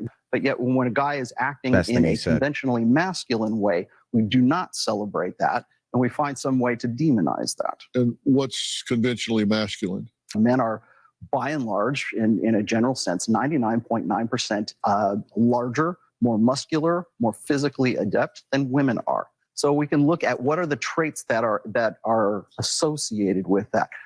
But, determinism, determination. How are men more determined than women? Mentally speaking, if you look at the differences, the genetic differences between men and women, men tend to be more interested in things. Women tend to be more interested in people. Women tend to be in the social fields. Men tend to be in the more mechanical fields. So if there's a conventional masculinity, it's related to the way that our brains are structured. It doesn't have anything to do with social constructionism. Yeah. Well, when we come back, we're going to meet a father who says men have been left behind. We'll be right back. Look at his somber face. That's that face I'm talking about. I hate that kind of frame. Dude, but that's the concern that they want Monday the on an old lady all-new- watching the show Yeah, to feel. you know? The living expression of the concerned father. And he wrote a book about masculinity, but he can't even have a masculine frame. It's just like, oh, it's like the well-being of the children has to be written on my face. Again, who's he selling to? Well, that's the benefit of Who it. was I this guy get it. over here? New Dr. Phil. Some fucking My weird. daughter is addicted to social media. His teenage son shot him and then killed his mother because they took What? away the violent video game Daniel was addicted to. That's an upcoming one. That's an upcoming what one. the fuck? Video games are gonna kill your children. They keep, God, that's some shit they've been pushing for 20 fucking Oh, years. man. or maybe now you could just have a child that's born with mental problems. Yeah. Or you're just a shitty parent Yeah. that you just put them in front of the fucking screen and didn't Oh, have God. any. Yeah. Anyway, I have had opportunities to cheat for pretty much my entire marriage. The healthiest way to have a good marriage is to have opportunity, but she gives you no reason. And so she takes care of you. Now, there's a lot of other guys who are in the same boat, right? They are with a woman who takes care of them, even though they have the opportunity to cheat. Those guys, the women that they're with, realize that that guy is the kind of guy that other men want to be and other women want to. And so as there's that hindbrain realization of that, prompts behavior on the part of that woman to say, you know what, he's a good dog, but I got to pet him to keep him on the porch. Again, they took the parents best today from his say They're podcast. more Yeah. worried about their sons becoming successful adults than their daughters. So what's troubling young men today? Now, I brought together some people who presume to know about this because they spent time Four of looking them. into Yep. it. Okay. Richard Reeves is a senior fellow at the Brookings Institute and wrote the book of Boys and Men, Why the Modern Male is Struggling, Why It Matters, and What to Do About It. Now, Marilyn York is a men's rights attorney, and Imran Ahmed is the CEO and the founder of the Center for Countering Digital Hate. So thanks to all three of you for joining the Of course, he's got the conversation. biggest smile. That's me. The YouTube exec. Yeah. well, notice how Let they me don't start say with he's you. part You've of been YouTube. listening so Yeah. far. What do you have to add to the conversation before I ask you any specific questions? Anytime a man tries to interpret a woman, it's embarrassing. And anytime we try to interpret a man, it's embarrassing. Like, we need to stay in our lane a little bit more. When I hear a man telling me what I want as a woman, there's just some misconceptions being thrown about as though the generalities are true. And we're missing a huge component of relationships that's a really important one, and that's intimacy. We're talking all about prestige, and relationships have two components at their very base: intimacy and prestige. And every relationship at its core is a mix of the two. Even take the super old rich guy and the super young hot girl, there is a component of intimacy to their relationship that works for them. In addition to the prestige that comes with his success and his monetary gain and her beautiful body and her youth. And so I feel like we're missing it, and we're doing a disservice to both genders. Well, And the there's- other thing is, it always there's feels like like a lot of cultures in the world that are okay with that, you know, but it's like, it to me, like when you go outside of America and you're like, see, like, you know, old dudes with young women, there's a lot of countries that are like, sure, whatever. But like when you do that here in America, like people, like, I think it's like a lot of the times just like the older women that like, they hate the competition of the younger ones. And they're just like, oh, that's terrible. And they demonize it so much that people are afraid, like, oh shit, can I do that? Should I be able to do that? It's like, yeah, people do it all the time. I was gonna say it's not intimacy and prestige together like this. It's more like prestige is the ground that the intimacy is built on. Without the prestige, Right. there is no room for intimacy. Right, There's no but it's room like- for that kind of desire for a man from the woman's perspective. Right. It's kind of like what you said before about like, you know, when people are doing the things with the privacy of their bedroom, like Hmm. who cares? Yeah. Right. Yeah. It's the same thing here. It's like, you know, there's people, it's like kind of live and let live type thing in a lot of places around the world. But like, whereas they just harp on it here as like, it's the worst thing ever. And is it great? There's aspects of it that absolutely aren't, but like, does it work for them? Cool. Live and let live. It's just one of these things where it's like all these people in society just telling each other how to live so much that like everybody's just yelling at each other. It's like, what's the point? You know, That's a it's great just so point. Yeah. stupid. And it also seems I agree with your point, Charlie, because I think on the other side too is like they're also mad because they don't compete as well. So like an older man competes much better to get a younger woman than an old woman to get a young man. Mm-hmm. Now, are those relationships? Are there sugar mamas? Of course, but they're they might have a use in society. They might have, but they don't hunt as well. I mean, they don't. You know, we kind of like they try to glamorize it even in media and stuff like I mean, like Stifler's mom and all this other crap, right? But outside, it's just a bang and that's it. You know what I mean? But it ends. They're just I guess on the women's side, it's just way less competitive than the man version of it, and that's what they're not happy about. But on the flip side, the young women are so much more competitive than the young guys. Like it's not even it's sort of like they get front loaded all the advantages in the beginning, and men get front loaded or back loaded on the at the back end and stuff. The men become. Yeah, and that's what they kind of because they're trying to become men, but it's not working out because you know it's like I've said this before. I don't know if Rollo agrees with this, but like it's like men make the rules for women and women make the rules for men. And it's kind of and it's not entirely that perfect because there is gray space there, but roughly like why do women care so much about how they look? Because men care about how much they look. Absolutely. Right? And then why do men care so much about status and money and stuff? Is because women care about that. Absolutely. No, you're right. Like a gender battle. Like she's got such a Karen voice. God damn it. Karen face too. Does she have bags on her earrings? Like two She's bags? a men's. You're talking about her eyes. She's She got bags. What was her? She got bags. I forget, her official title was something relating to being like a men's rights Attorney. attorney, Activist. and Like but it's whatever. They always got something to say. Go ahead. Go ahead. Like it's always men versus women. And even at home, I cannot talk about this with my own husband. Wonder why. I cannot talk about men's rights with him. I want to kill him in about 30 seconds. And I'm like, I'm on your team. Like I represent dudes and I hate you. He said, keep it up. And I'm never extreme enough for him. And he likes to spew facts. at So me, in like, other words, it's never her always prestige guilty when against the police his come. when I'm intimacy like, is really what? all that Who- counts. Have you been arrested? Last time I checked, you've never even been investigated. What do you mean this? She's bitching at her husband on live. Yeah. She's And her bitching- husband on she's live airing out her television. husband on live television. What the fuck?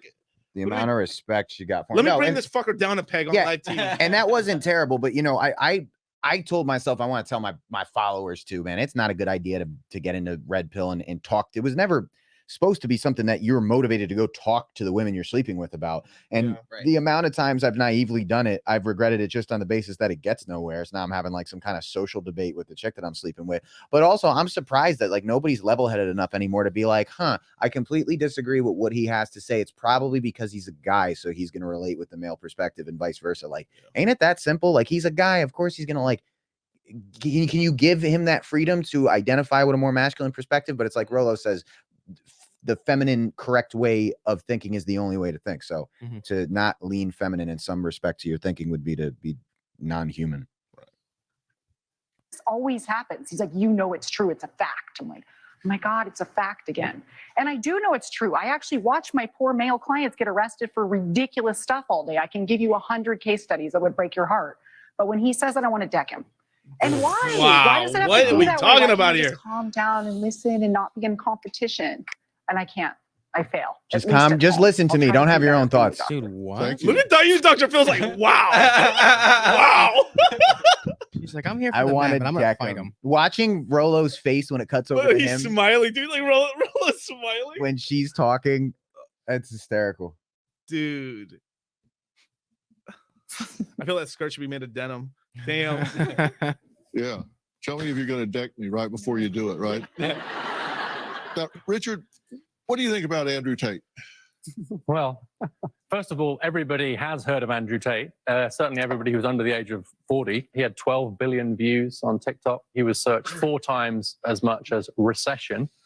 for example. And so people know who he is. Good Google search. And I think I was actually listening to Ben earlier, and I have three sons in their 20s as well. I got to tell you, the paternal instinct in me was coming out very, very strongly listening to you. I really felt where you were coming from. But I also think the fact we're having this conversation this way tells us what a horrible mess we've got ourselves into. It is quite true that we don't have a positive vision of masculinity that we're passing on, but it has to be one that is compatible with equality between men and women. We need a positive script that we can give to our boys, and I've tried to raise my sons this way, but not one that in any way makes women seem lesser. We don't have to make women seem less for men to be more. I got a point about this coming up. And some of what you say has some real truth to it. There are some biological differences between us, but they're not determinative. They don't determine your role. You say the biological role. Women are designed to bear children. Well, duh. I think most women know that they bear children, but that doesn't mean that that's their destiny. That's an idea we left behind in the 19th century. And so we've got to find a way to have a really positive script for our boys that is different to femininity. I agree with that. There are differences. I think it's dangerous telling women they shouldn't, like, you don't have to have kids. But they want to eventually, and it's already passed. But it's like one of these things where he says it's an idea we abandoned in the 19th century. It's like they make it sound so like long ago, and it's like, no, we didn't. No, we didn't abandon it in the 19th century. We didn't abandon like instinctual, like what's the word I'm looking for? The instincts. Yeah. Like, so it's based off of, like, when he says biologically, it's also the way we think. And it's just also, like we abandon it. No, the way our it's subconscious. thinks. Yeah. Your body kind of thinks it for you. Yeah. Really. I think it's interesting that I hate this guy. Yeah. It's interesting how I hate him. He says He later, he sounds like- says, like, bring it to the 21st century. And it's like, what? It's the 21st century? No, like, but gay and transgender only? Like, what the fuck is that? Yeah, but I recovered my point. It's not about telling women that their only destiny is to bear children. It's more so about, like, something you discuss on the red pill side of things is who's going to help women discern what it is they're wrestling with when they don't start a family. Right. Because that's something that women talk about. That's an expression of an inner struggle they have. It's not the most dire thing in the world, but in a forum where they wouldn't feel terribly judged for it, like they wouldn't say it to a red pill cap, but maybe to their own friends, maybe to people who they think won't spotlight them and judge them for it.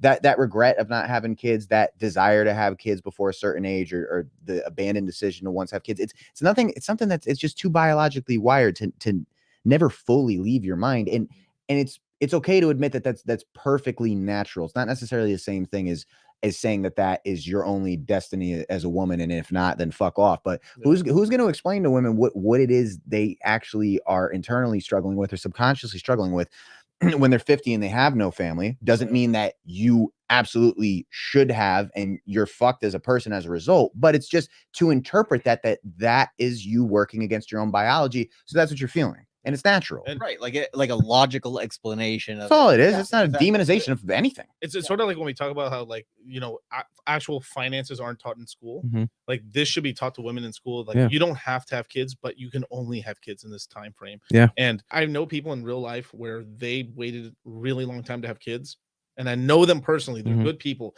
and they've had to make. I believe now, obviously they're going to defend them for their actions, but personally, I believe that they made extremely rash decisions in order just basically they got with terrible dudes in order to get pregnant, because it was like, either I fuck this guy, Last ditch effort. Either I sleep with this fucking asshole, Mhm. and literally terrible dude. Like, oh, I fucked this dude up if he ever came up to me, but they, they ended up but they got pregnant because it was like, either I get pregnant by this dude, which is a terrible decision, or I don't have kids. And she's Ever. like, and Not I was kids like, ever. And she's like, I'll have kids. And isn't, as the older you get, the more potentially fatal the birth can be for the woman? One of the kids she had ended up having kind of like Asperger's. So it can be something that's like that, or even, but I'm talking about even like dangerous for not only just for the child, but like for her, like through the pregnancy, for having childbirth itself. Do you know? it could Do you know potentially there's generally one poster woman for the idea that you could still have kids in your 50s and 60s. It's possible. It's Drago's wife from Rocky IV. That's great. And you can also, Bridget Nielsen had a kid at like 60, and Ew. that's the What? poster child Ew. for the idea that it's still humanly That's possible. not safe, dude. Dude, yeah, there's people that live to 115 as well. That doesn't mean you're gonna get there. Right. Except for Yeah. Can I give you a quick breakdown of this? Just Sure, in sure, my sure. own Go, my own go. assessment. The thing about it is this is just stupid as fuck. And the reason why is because men have an urgency to reproduce from the subconscious part of the brain. And the worst it gets for us is we get horny and we either masturbate or we have sex. Now, if we have sex with a woman or masturbate, we get it out of our system. If we choose to have sex instead of masturbate, we don't actually need to get the woman pregnant to satisfy that biological urge. Right. But a woman hurts and deals with a miserable experience for a week out of every month ever since she gets her first period, ever since she becomes a woman, because her body is aching to produce a child every month. That is how bad the female body wants to reproduce. So we're actually going to pretend that that's just like, no, but it's just like, and I'm not saying that means you must. It just means that like how intense that is for them versus how it is for us. We can get a nut off and it doesn't have to result in a baby, but for them, they will actually be in pain, be cranky, be hormonally fucked up, be hungry for shit that'll make you fat, act like an asshole for a whole week. Like it's fucking sucks for them.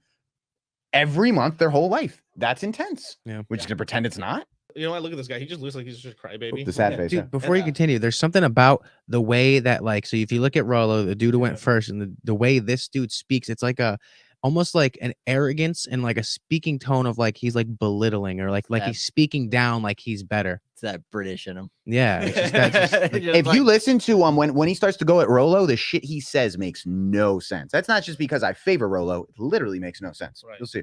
And I just looking at this guy, he looks like he's like a crybaby. He looks like he literally looks like a sad face. Then on top of that, his hair, right?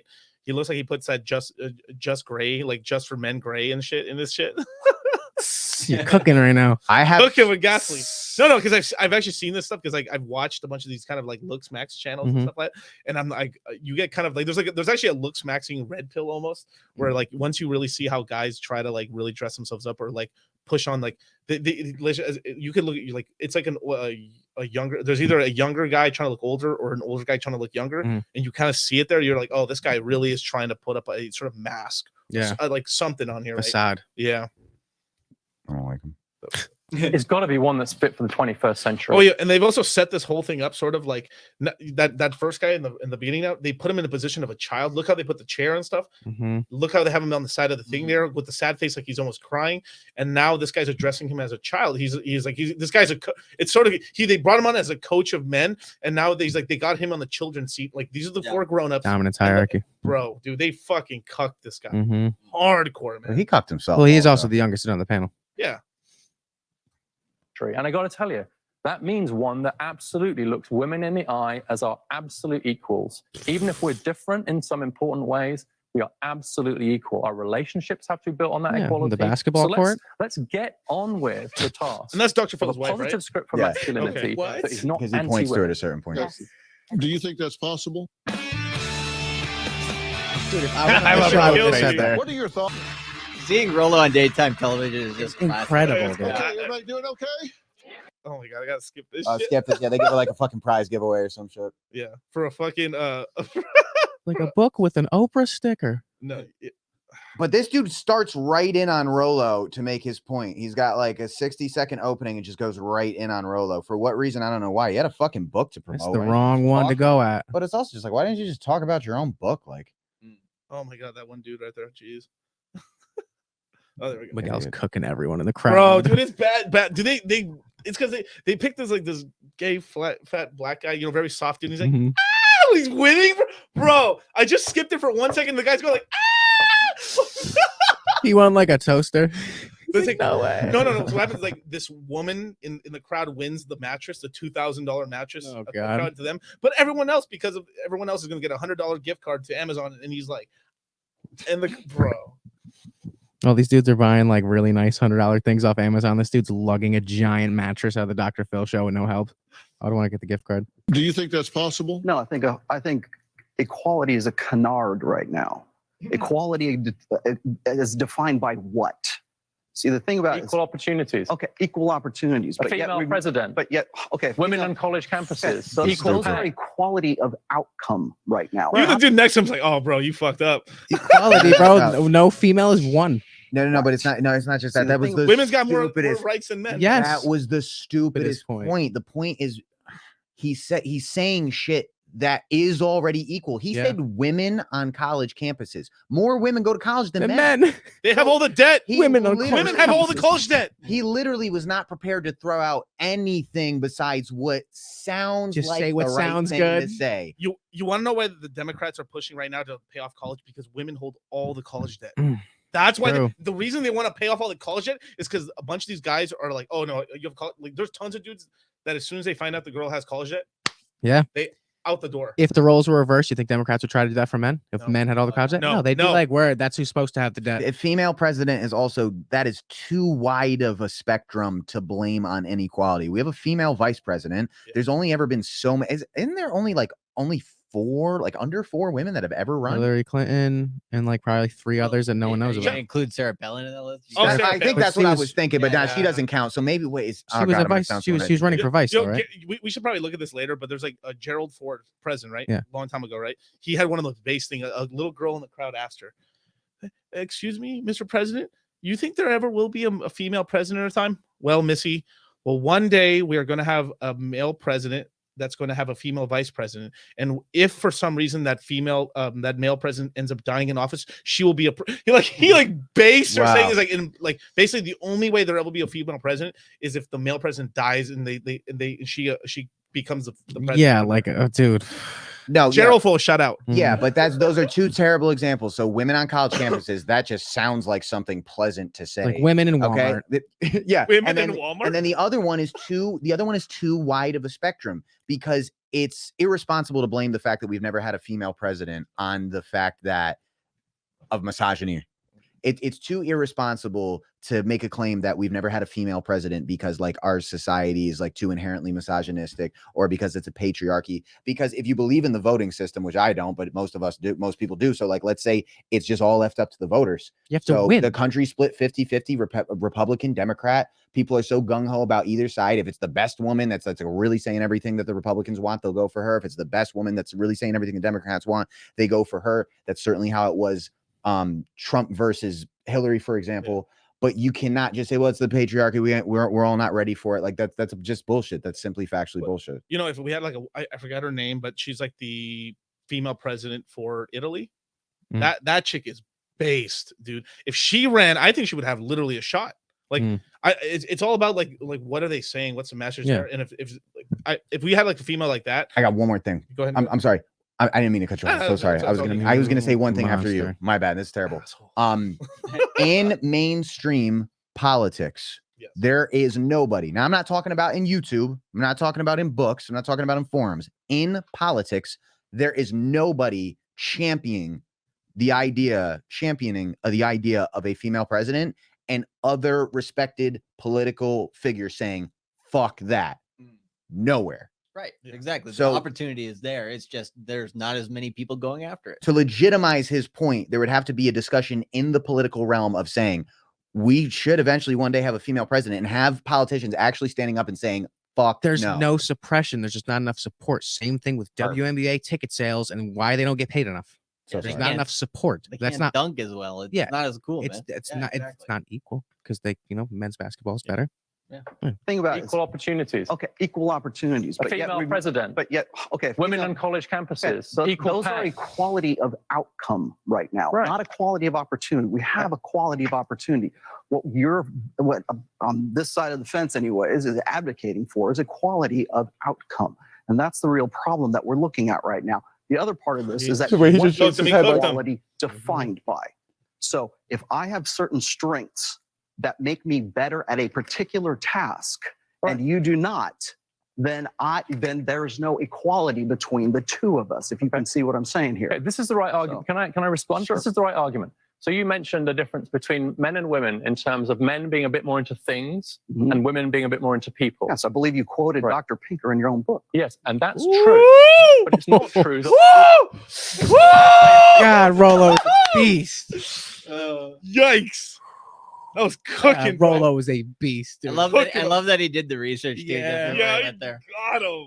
Between men and women, in terms of men being a bit more into things Mhm. and women being a bit more into people. Yes, I believe you quoted Right. Dr. Pinker in your own book. Yes, and that's true. Mhm. But it's not true that all men are into things and all women are into people. But The more distribution are than are Yes. not on So the what that bell curve. suggests, based on work that I've looked at, is that under conditions of equal opportunities, you wouldn't have 50% of engineers would be women. It would be about 30% of engineers would be women. Mm. Right now, it's 15%. Now, you might say, well, of course, only 15% of engineers are women. Their brains don't work like that. Whereas I would say, It's I not think what he we've got said at quite a all. long Hey, he's way putting to words go. in his mouth. I have a Yeah. question The about what y'all are facts going back and are- forth about. So what? What the hell difference does it make? So what? What's that have to do with equality? The fact that if men are more into Right. things and women are more into Damn, Dr. Phil. That was base for what- Dr. Phil. Yeah. Damn, he cooked him too. I just want to say real quick, see how also like people know who the non-media friendly people are, which is Yes. Rolo. They know in this forum it's acceptable to go at him because everybody knows he's not media friendly. But since Phil is somewhat painted as media friendly, when Phil basically points out that what you're saying is nonsense, he sits back and goes, oh, right. Okay. Yeah. He just takes it. about what y'all are going back and forth about. So what? What the hell difference does it make? What's that have to do with equality? The fact that if men are more into Right. things and women are more Let them into choose. Yeah. what different? So what does that have to do with equality? Because look, Pause it for a I've been married Yeah, 40. yeah. So I forget the dude's name that Rolo's talking to. He brought up a previous point of Rolo's when Rolo originally was answering this question to Dr. Phil. It was a different kind of way he was segueing, and then whoever this dude is, I forget his name. The who's the dude he's talking to? The book guy. The book guy. Yeah, Let's call him fuck the book guy. Yeah. He kind of pulled, and he's like you said when you called him out when he put words in Rolo's mouth in between. He's changing his answer response from something he previously said to something else, and now Dr. Phil's jumping on the bandwagon that he created of what Rolo said. It's a weird dynamic. Yeah, but he's also like doing like the wimpiest, simpiest thing, which is Wimpiest, yeah, the simpiest. wimpiest, simpiest shit. That this is what a lot of red pill argument is based on. It's just that you made a general statement, but it's actually not. It's actually a statistical statement. Yeah. And there's nothing inherently negative about assessing that men are more into things and women are more into people. It was up to whoever created the agenda to say that like that's general enough that it's wrong to be that general, which is associated with negativity. Yes. So we're going to say it's bad. Like there is nothing inherently negative about just assessing what men and women are generally interested in at You're all. right. It's very like it's very lame. Don't ask the questions I don't want to be asked. They just want the questions that they want the Yeah. narrative, right? So Mhm. it's just it's childish. Yeah, so he's the softest one on the panel. He's softer than the chick. The chick's talking about hitting her husband. Sorry, guys. Fact. Yeah. He's like, I would belt this guy, and then Dr. Phil was like, yo, you got to tell me when you're about to belt me. Holy crap. What different? So what does that have to do with equality? Because look, I've been married 46 years. I've been with my Asian dude on the right has just been laughing the whole fucking time. It's fucking cracking me up. wife for 50 years. We've been married 46, and we are not alike in so many ways. But let me tell you, I don't want to be married to me. I guarantee we you. can all agree. Yeah, no, I don't want to. Unanimity on that. No, I don't want to be married to someone that thinks like I do, acts like I do, behaves like I do. I don't want to be married to a mirror image of myself. Okay, But I I get what think- you're I saying. want to be married to I get what you're somebody that is different, but that doesn't mean that one of us is more or less than the other person. Well, We I- just bring different I ingredients to the completely agree. table. All I'm Okay. arguing is these are different. Cooking. Yeah, he got him. Yeah. And the thing about it is that's not even red pill. That's just sensible. Yeah, Yeah. yep. Yeah. Agreed. So there's Yeah. debating red pill, and then there's debating common sensibility. Yep. And that's the level that this dude stooped it down to. Differences on average, and they're going to differ in different places. But Richard's talking on about average. But we are complements equality to one when it another. comes to opportunity, which I agree with. And Rolo's talking about equality when it comes to outcomes, which he says, we can't predict and we can't create. But I think There- Rolo wants it for men. There are I think you things- want outcomes for men to improve. There You are just aren't worried about the female outcomes. what I would like to see is especially for men is a focus on it, for a focus on masculinity to begin with Yes. at all, because we can't even have this conversation. Right. We could not have this conversation at a major university in the United States right now without somebody shouting. Hang on, "We're hang on. having-" Let me interrupt. That's a great because point. That's I a lot wanna- of cuts right there. Yeah, That was they a great cut- they- point. They snipped that one. That was out. another one of his really strong points. Mhm. Little bomb drops. I want you guys to know who Imran is. He was instrumental in taking Tate down from YouTube. This dude's smiling like, hi, I ruin shit for a living. Wow. Why was that important to you? Because the ideas that he spread are toxic to the young men that he's. I get to decide what is speech that people can listen to. Is that not like anti-free speech? Like YouTube, it's not built for free speech, right? It's built, No, it's not. you know, it's built for the algorithm. It's built for, you know, clicks and views and built all for that revenue. stuff. Yeah, exactly. So it's like the fact that they have that hammer to be like, you figured out our system too well, we're going to suppress you, or we're going to delete you, or we're going to get rid of you, is just ridiculous. And it's one of these things where it's like, they don't even say he's from YouTube, right? They say like he just canceled him off of YouTube, and they say his own like personal entrepreneurship company that he's part of, right? It's like, it's just, as a matter of fact, he probably helped him get even bigger. If let's just say he was the person to kick him off of YouTube, right? Let's just say he was the person who pushed the button or ordered the guy to kick him off of YouTube. Then he caused HU to become even more massive because he had to lean into something, and then that spread. So he pretty much it's sort of like he ended up creating this power vacuum sort of thing, and then like Tate ended up creating a larger vacuum and becoming even more bigger in the space, because then from there he's like, all right, you kicked me off of YouTube, now I'm gonna find a way where I can't be kicked off of anything. I'll be everywhere. The two brief things I want to say about this guy that I did not think about until after I watched this the first time. I wonder what this means for Rolo to be sitting across from a dude that was responsible for canceling Tate because he works at YouTube, right? And strongly opposing Rolo. And B, I don't know if he opposes Rolo because he works at YouTube and he knows what Rolo does, and he knows Rolo's stuff isn't extreme enough to be canceled, but he'd love for those 5-8 years of like the agenda progressing for it to like eventually be deemed bad enough that he could. I don't know, but I didn't think about that till afterwards. It's because the difference between it is that like so many people knew about Tate that at a certain point they felt like it was affecting YouTube's identity. Like Rolo has a big following, but when Tate was that massive and he's on your platform, they start to worry like, are people going to look at us as a platform allowing him to talk like this differently? Yeah, but what I meant is I wonder if he goes at Rolo in this in a second here, and what I'm wondering is if that's because he works at YouTube, so he's all too aware of who Rolo is, or because of the initial statement made by Dr. Phil in the beginning that much of what Andrew Tate says is somewhat of a derivative of Rolo's work. If he doesn't know about him, he knows about him now. Yeah, I know. Probably has him on a list now. That's what I was thinking. That's what I did not like about this. I'm like, to sit across from all the times Fresh and Fit like get flagged and taken down, and they get restricted from going live for a week, and they're actually big enough that when you're like in that upper echelon of being like over 1 million subscribers, you're close enough with YouTube execs that you can contact them and ask them like, what do we do? How do we get back on? If this is that type of cat, like I don't like that. well, you know, it's terrible. And it's one of the things where it's like we're back to McCarthyism of the 1950s. Just thinking that, right? And it's just like free speech is banned, and we're gonna just create enemies out here. We're gonna vilify people, and it's like now, because it's happening on a place that's less controllable, right? In terms of like with technology and everything, internet, people are just kind of like, okay, like we're out here like questioning this shit on YouTube, and like it's good that they have at least that much free speech that they're willing to like basically like, okay, you guys can put anything on our platform as long as you play by our rules for the most part, right?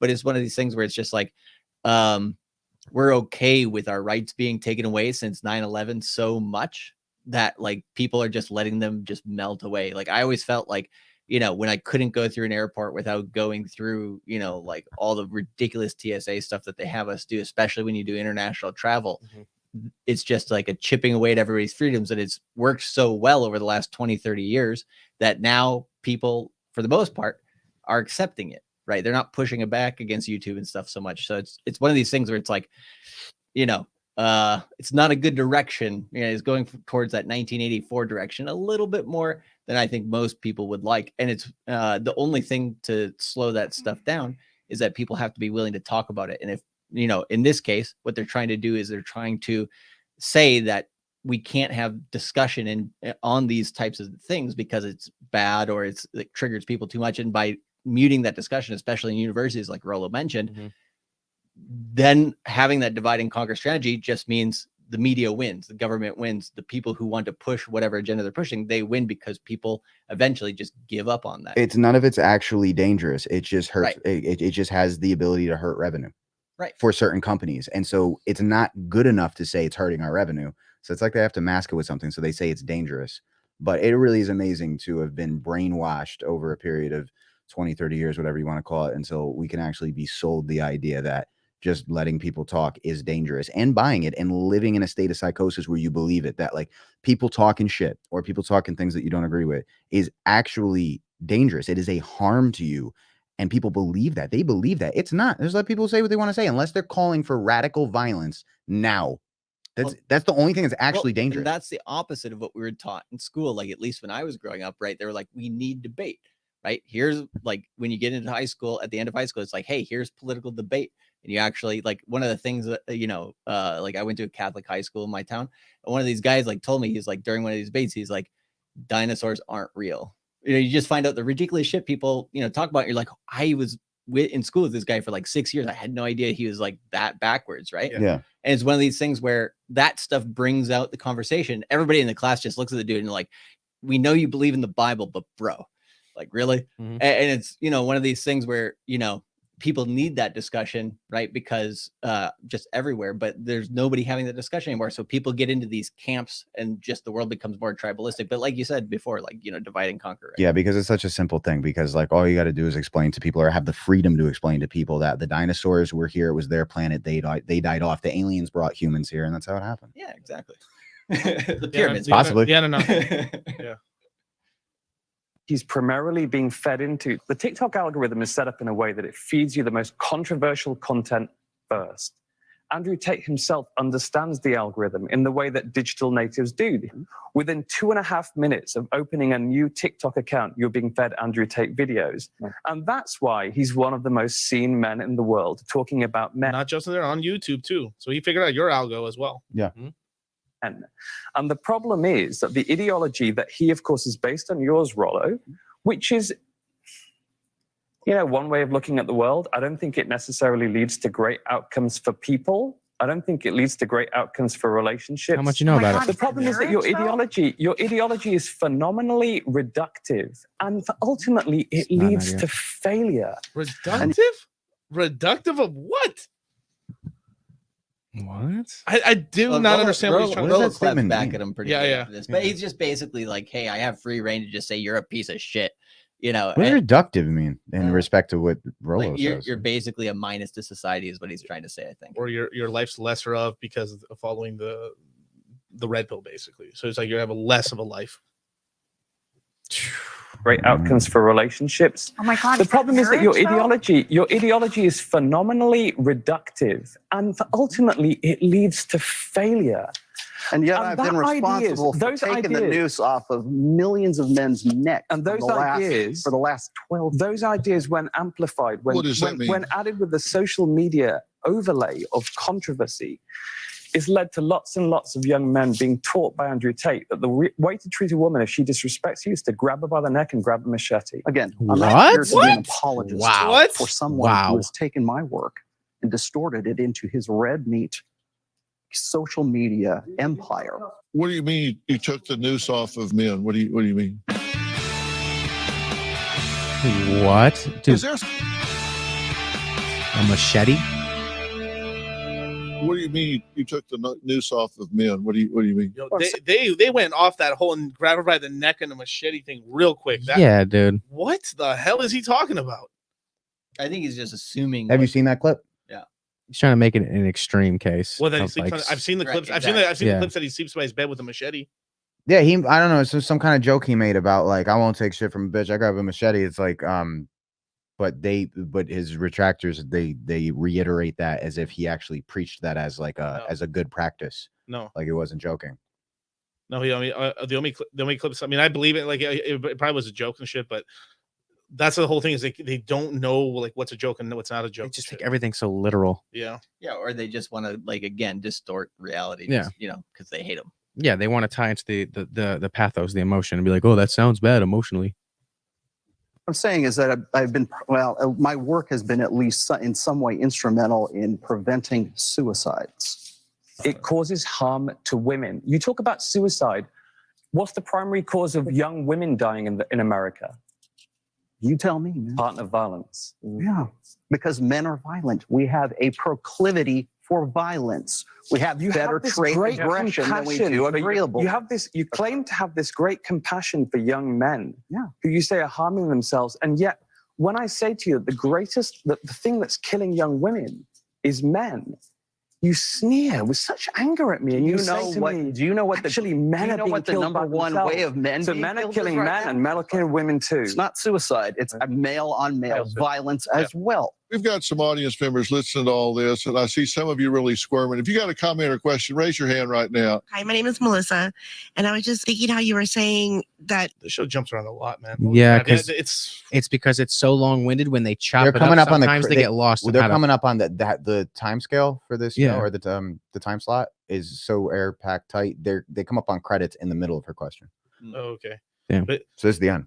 but what he was kind of saying, what Rollo was kind of saying there, that like Andrew Tate essentially he took his content and then added red meat to it in order to sell something and stuff. That's what sells, yeah. Because that's how he's built his whole empire on the backside of like, not saying anything's bad, because I think there actually is a lot of cool stuff too, like Hustlers University and the War Room and stuff. But there is an economic machine by it, and it generates millions a month and stuff like that. So that's kind of what Rollo's defending himself here. He's like, yeah, like he took my stuff, but then on top of that, he kind of added a funny thing and kind of a drastic sort of style to it and stuff in order for it to like really get to a bunch of people to share it out and stuff. And dude, when that one dude was talking to Rollo about the contrast between the female death rate and the male death rate, Rollo spoke on how it's, what is it, 3 or 4 times the amount for men with like suicide.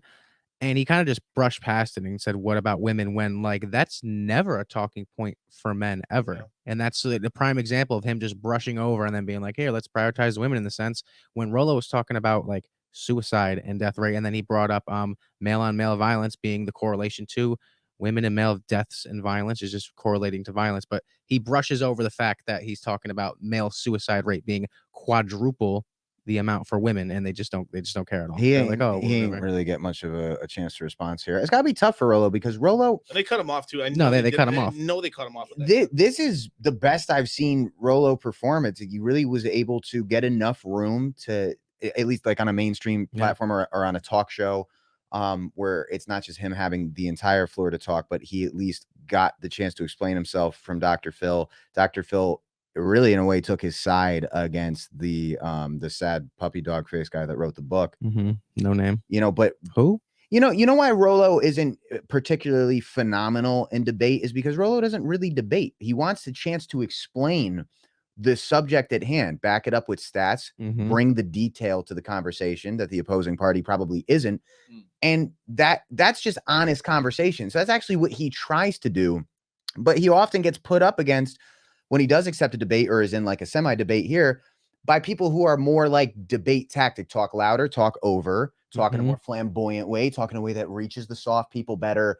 Instead of just, could you give me that full 4 or 5 minutes or not even like, look how long it's taken me to fully articulate a point. You know what I mean? It's just because I want to make sure it comes full circle. I mean, right. And I think part of the reason why Dr. Phil probably actually gave him the more objective angles, because he's like, hey, you're actually trying to be like practically, like a practical person and look at this from a point of view to where we can have a discussion about the details, because the details is really all they're arguing about, right? Like they go into like, well, I mean, they're arguing about the broader strokes as well, but in terms of like, they're not like one side is not willing to go into the details, the other side is willing to go into the details. And so like by having Dr. Phil see that like somewhat objective point of view, he's probably like, okay, maybe I need to like, maybe soften him up a little bit. And if you look at the people on the panel right here, you've got a man beater, you've got a crybaby, and you've got a censor, right? And these 3 people, and actually, if you actually look at the other 3, the woman's the one fighting less with Rollo. Yeah. It's the guy. So it's that classic thing where you have the beta orbiter guys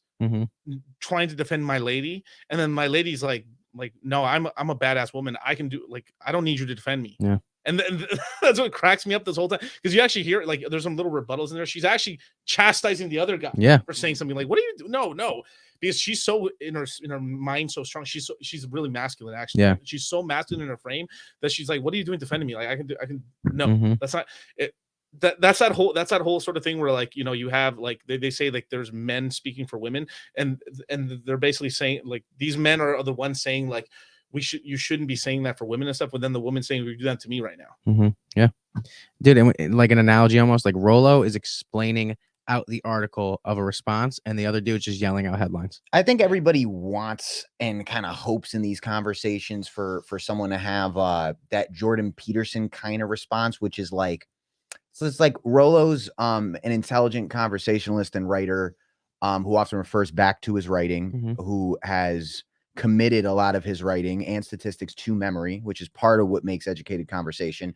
And Peterson's all that and a cyborg. So like that's what people dug, is that like under pressure, like you could still come up with that one tagline that like still got somebody and still performed well in a debate. But after fucking years of being met with that resistance to like perform and spit out your point in that perfect soundbite, which he was able to do for a couple of years. Look what it fucking did to Peterson. Just fucking wore him down after a while. Like, just looks defeated. Fuck, like, can I get a second to give a 5-minute explanation for once? Like, I gave out all my best jabs and now I'm fucking shot.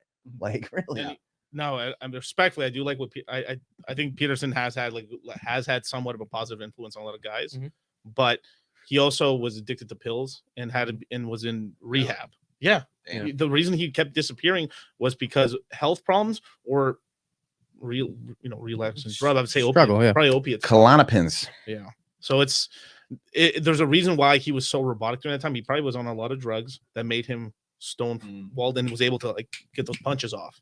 Klonopin slows down your track memory. Yeah, it does. After a while, you get Klonopin brain, where it's just like, where's I at? Like, and here's the other thing too, basically. Like, and also, and this is that whole thing too. Like, I feel like in society we don't do this enough. Like, we kind of forgive a lot. Now, there is sort of like, let's just say you have a kid, right, and your kid's born, and they're just born fucked up, like they're evil. Like, there is people that are born that are just they're born off that they are just out of the box, they're bad. Yeah. Right. Then there's most kids which are like born right, and then the parents not paying attention to them, putting bad things in their brain, that sets them off a dark path, right? Yeah. And so there's this whole thing where like a lot of people, like, you should feel ashamed if your kid's doing stupid shit in society because you have failed as a parent. Absolutely.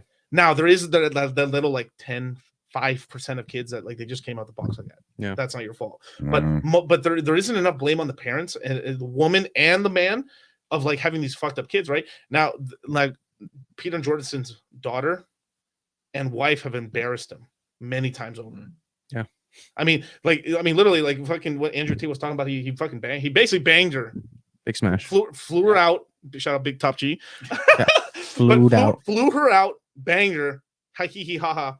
Had a conversation. Flew her back out. And I think she was married at the time, wasn't she? I think so. I think you're right. Yeah. Or at least like very recently. There's a bunch of stuff with all right. This is why, like, and I like Jordan because like if you listen to some of the stuff, like the reason Peter Jordanson kind of blew up as well is because he ended up creating this entire sort of like basically it's a storyline thing of like a hero's journey. So you go into the program, and basically what it does is it has you write out like, what is your life? What's happened in your life so far? What are the major things? What are you sad about? What you're good about? Where would you like to go? And because most people never written any of this shit out ever, they're like, holy crap, I've got kind of a path here. I might, and then guys really respond well to that. And I think that was really, really nice and beautiful. Right. And from there, the fame thing got him and stuff. And then but if you look at his background, he defended himself properly in the Canadian college and stuff. He was almost just like a center guy or like slightly to the right, barely. Yeah. But because Canada's so to the left, he looked like a righty defending it. Right. But then they show his wife and his family and stuff like that, and his daughter just constantly embarrassing him and stuff. And then basically there's like interviews where they have him. He did a giant interview where it was him, daughter and wife, and his daughter and wife were just ganging up on him, like showing him no fucking respect and shit. And it's just like, fuck, man. Yeah. And the thing is, I like Jordan Peterson, and it was like hard to even hear these interviews. I'm just like, you're just like, God damn, dude. Like your wife and your daughter are just like ganging up on you.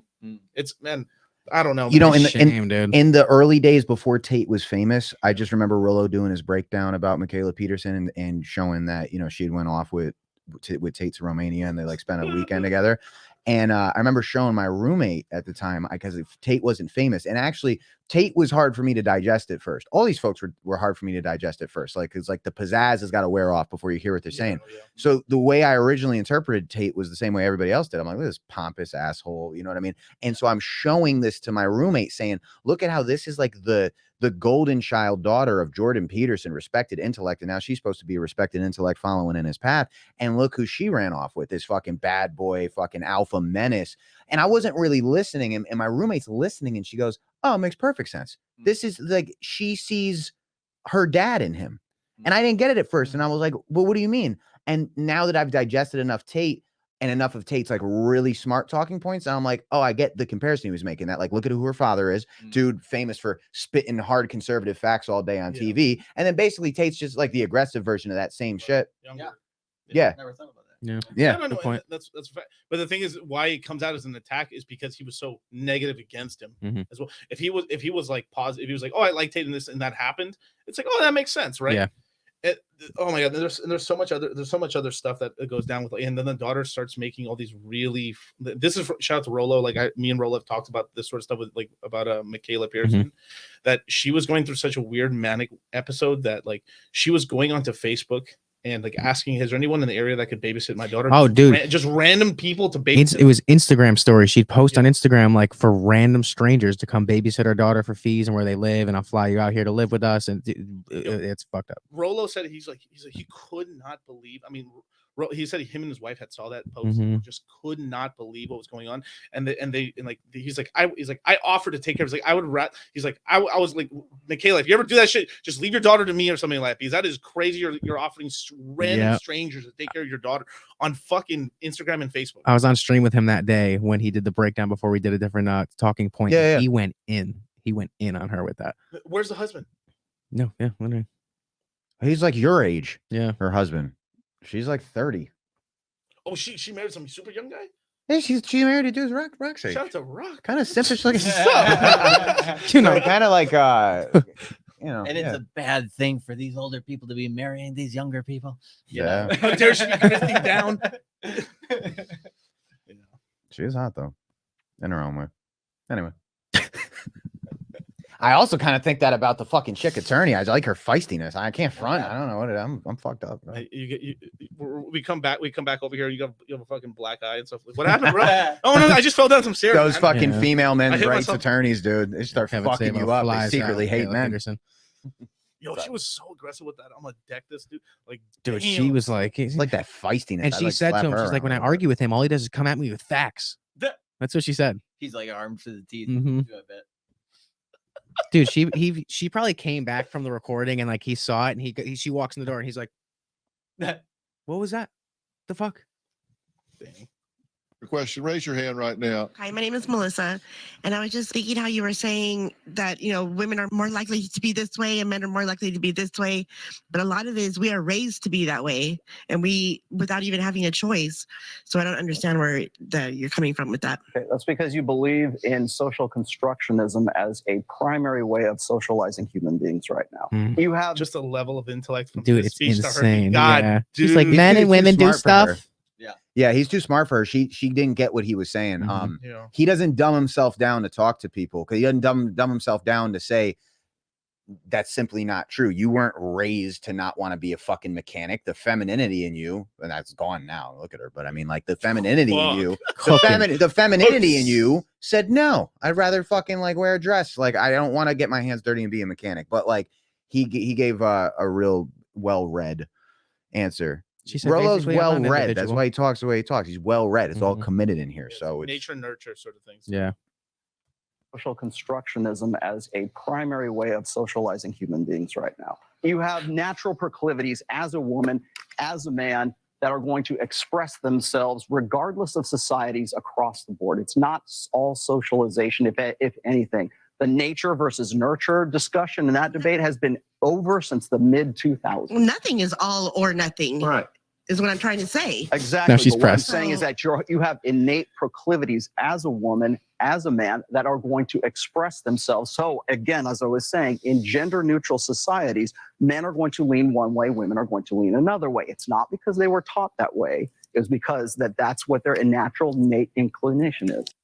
All right, we're out of time. and for then today, she but did we'll the be whole continuing she this did the whole don't conversation. speak in generalities wanna thing. miss our I'm next fucking discussion past on it, this man. topic. I'm We past talked to a people. group of teen- I'm past people talking about the fact that a lot of folks, most of us do, think in generalities as like a fucking world issue. It's just not a pressing issue. Like We say this all the time, even in the course. Like if you've heard this right here, don't read a book by its cover. We all fucking do it. Yep, that's what they're for. You have now. Is it? You're an asshole if you've spent a bunch of hours with somebody and then you're still fucking doing some racist shit or thinking some dumb stuff. That's bad. Yeah. But it is the sort of thing where like you can only know so many type of people. Your brain is just literally like I can only know so many type of people. What does it say? Like I think you can factually maybe know 200 people. Like where like, you know their name, this and this, and then from there you kind of essentially kind of like an algorithm in the background. You kind of just put you pattern recognize. Yeah. It's an AI almost in your brain that you're like, well, I'm by myself. It's fucking dark outside. There's a gang of dudes right there. Yo, I better be on my. Or you just walk away. Hey man, what's going on? That shit. Look at this shit. Look at the Rolex. You're gonna get robbed. Yeah. Right. I got a whole piece on that I just got to write out. It's so long, but I could just briefly tell you, like, do you know what your professions, both of you guys, your profession's version of the statement, like, well, not all women is? It's the same thing as just going to y'all and being like, it's not all or nothing. Some shit coins make it. Yeah. It's literally the same shit. And it's like, I guess. So what do we do with that? You know what I mean? Like, has it happened? Like, I guess brief periods of time. So what do we do with that? What did you just bring to the table with that? Zero. Nothing. Yeah. Shout out XRP. No, literally. Exactly right.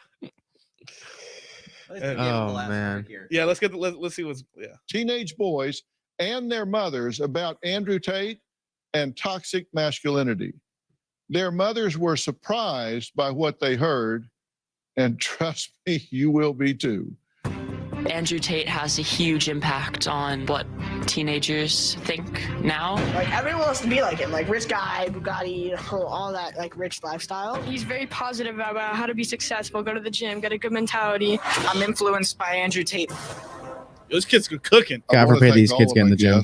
For more information about today's episode, or if you'd like to share your story, log on to drphil.com. If you want to add your voice to the that is a drip. Who the fuck says that? I was influenced by Andrew Tate. They told him to say that. Yep. Yeah. So Kevin, say this, and they probably said, "All right, you guys say I was influenced by Andrew Tate," and then say your point. Yep. Okay, and they're young kids and stuff. The mom's sitting there behind the camera, like, All chubbies. Dr. Phil All wants you to chubbies. say. No, but those kids are. I mean, they probably rebelling. Like they're probably if we're talking about natural stuff, they're probably naturally feeling like what my mom and my parents were teaching me is bullshit. Yeah. Let me go look on the internet. And the other thing too is like we'll talk about more of this on later on in some other streaming. So when we talk about dynamics between this is actually discussed of what happens mentally to kids. It's about the amount of hours you spend with a certain family group. So your parents, so you know that whole thing where like, give me a child until 7 and I'll tell you what kind of man they'll be. Yes. I think that's an old Jewish term and stuff. There's this whole other thing too, like that's the parents' influence on like the baseline of how they will act. Then from there, there's this rebellion part where they end up spending a ton of hours with their own age group. Yeah. That affect how they turn out from there. So the parents lose grip on their mentality at that. It's like maybe like 12, 17 years old and stuff like that. And then from there, it goes off into spouse to like some siblings. Well, I'll definitely go into it when I go into like siblings and stuff like that. It has to do a lot with demography, but that's what they're entering this whole space where like, well, if we end up having these kids indoors all the time, which is how we're not going in playgrounds anymore, right? And everyone's scared and stuff. And it all started with that whole helicopter parenting and stuff like that, right? Well, now because of social media, they're essentially hanging out with their friend groups in there, and this is the classic shit that happens with parents, no matter what, is that your kids are going to get into shit that you don't like. Yeah. And now we always protect them against drugs, of course. There's like the crazy stuff where you're like, you're supposed to hug your daughter from the stripper heels away, right? You're supposed to hug your daughter and the stripper heels will fall from her legs and stuff, right? I never heard that. That's good. Yeah, that's you never heard that? That's not how it works, but I mean, Well, that's what they say. I great. mean, that's what I'm saying. The father is there to hug the daughter and take the stripper heels off of them. Like that's what they're there for, right? And they're also there to beat their fucking teenage son's ass to keep them from gangs and shit. As well. Like, and I've got experience with that as well. You know, like right now, there's a family member, not blood related, but like a family, family from her, on the other side of the family where the dad's not in the picture right now, and the mom, we're telling the mom that beat his fucking ass, and then she hasn't been doing it for the last 2 years. And now this guy's he's like in the point of almost joining a gang right now, and he's acting wilding right now. And every time I talk to family members, I was like, I'd beat this fucking monkey ass right now if I could. Oh yeah. That's one thing nobody's going to debate me on, man. I understand manhood. I understand how I would bring up a son. I understand that once that testosterone comes on, our male animal side is functioning so highly. It's just telling you I'm becoming a man, and now I have to prove that essentially I'm not the prey in the wild. Right. And there's responsible ways to prove yourself. There's athletic ways to prove yourself to you as a man. But most young men choose the wildest way. I'll fight somebody, I'll join a gang, I'll drink this, I'll smoke that, I'll do this like wild buffoonery. Like I'll choose that shit because it's quick and it's outlandish and it feels powerful. Nobody ever wants to prove they're becoming a man by establishing early credit. Fucking ever. It's always like that big dude in the neighborhood. I'll fuck him up. Like, great. And be broke. Yeah. Just go straight for JP Morgan. Sorry I talked so much, guys. I was No, excited. It's okay.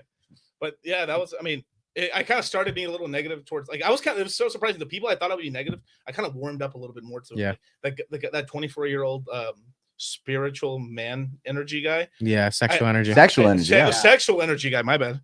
I started really negative with him and then just kind of like ended up being sad and pitying him a little. Yeah. Like it was like, fuck, man. They took advantage of the kid. Yeah, they took advantage. But he's still, even though he was getting beat up, he was still like making his little points. As he got more comfortable, his points started flowing better. Yeah. He was A nervous. little bit, but it was actually sad. Yeah. It was Yeah. I mean, I was just pissed off. Like the main thing too, it was like they fucking did him dirty. Is just that angle on the chair to make him look small in the chair was just like, wow. It's almost like when the old school style of like putting the kid in the corner of the classroom, putting that little top hat on him. The dunce hat. Yeah. It's that, and then from there, right? Rolo did incredibly well. He was phenomenal, bro. I forget, he cooked that guy. Dude, the book line was crazy. Yeah, like the guy you quoted in your book. Oh, that means you can't, like, if you're quoting him in your book and something, you largely agree somewhat to what that guy's saying, right? Then Dr. Phil, right? We were all, probably most of us here saying like, oh, Dr. Phil's probably, this is a smear campaign. It ended up like, no, he was being very fair. He's open to learning a little bit. Right. Yeah. Yeah. And then of course you got female beating people. She didn't really talk much. That was her only main point. It was like, yeah, my husband when he talks crap, I smack him. Probably if there is a second show, she's probably gonna be talking more. So maybe they saved her discussion for like something So else. the second show is with the same 4 guests, right? Yes. Okay. I think it's because it's Okay. it's a larger, it's like a 2-hour thing. And So they did a second. Okay. Okay. There's going to be some stuff that you can't say on that, right? That's gonna be They crazy. they also may have just shut her down, like, hey, you're getting violent, it's making you look bad. Because I mean, she's a female. She's Yeah, a female, they're so like, eesh, calm that down. Yep. Yeah. She's controlling that narrative. I've that seen she's her on speaking. things before. She's so familiar to me. She's been Mhm. in media before for these Yeah. purposes. I think Rolo knew of her beforehand. I think so too. Yeah. Yeah.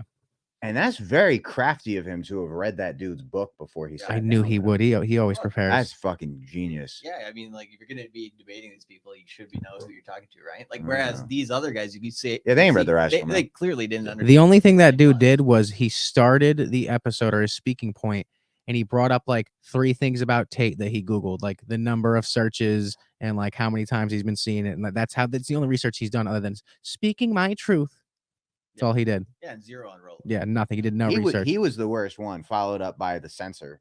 But I mean, like, he was just awful. He did nothing to serve even his own talking points. Like, Yeah. I always look at things like that. It's not always about like, what did you come at Rolo with? And like, Rolo's our guy. Like, I look deeper than that. I'm like, you did nothing to serve your own talking points, your own beliefs, what your book represents at all. From jump just pandered right to the audience. Because he didn't build upon his speaking points. He just directed points to contradict Rolo. He didn't build upon it or elaborate on any of his points. He just wanted to contradict anything Rolo said. Yeah, even Joe Rogan's talked about this. He said when he was going out trying to audition in casting rooms in Hollywood, that part of it is they want to assess where you stand socially on things. So God forbid you get casted in a major network and you're like the network lead on a show they want to run for 7 years, that you don't one day publicly come out and be like, dude, I love Trump. And now they got to like take you off the show. So he said, like, it's always best to go into casting rooms and like they'll ask you shit like, hey, you're a good actor. Looks like you might be good for the part. And like, tell us like about some of your beliefs. And it's always best to go in there and be like, dude, I think a woman should be president. Just say that shit that like has no real meaning. It's just like that shit that just feels it, it feels right and politically correct when you hear it. Yeah, Like, tell them what they want to hear. yeah, Yes. but in like a way that has no kind of real basis of anything. It's just like, Okay, It's Hollywood. It's shallow as fuck, right? Yeah. What was the worst statement of the entire episode? Damn. Question. There's a lot. Though I think the girls in college one. Women in college. He's like, women need to be in college to be equal. That was the worst speaking point of the entire episode. And then what was the other one?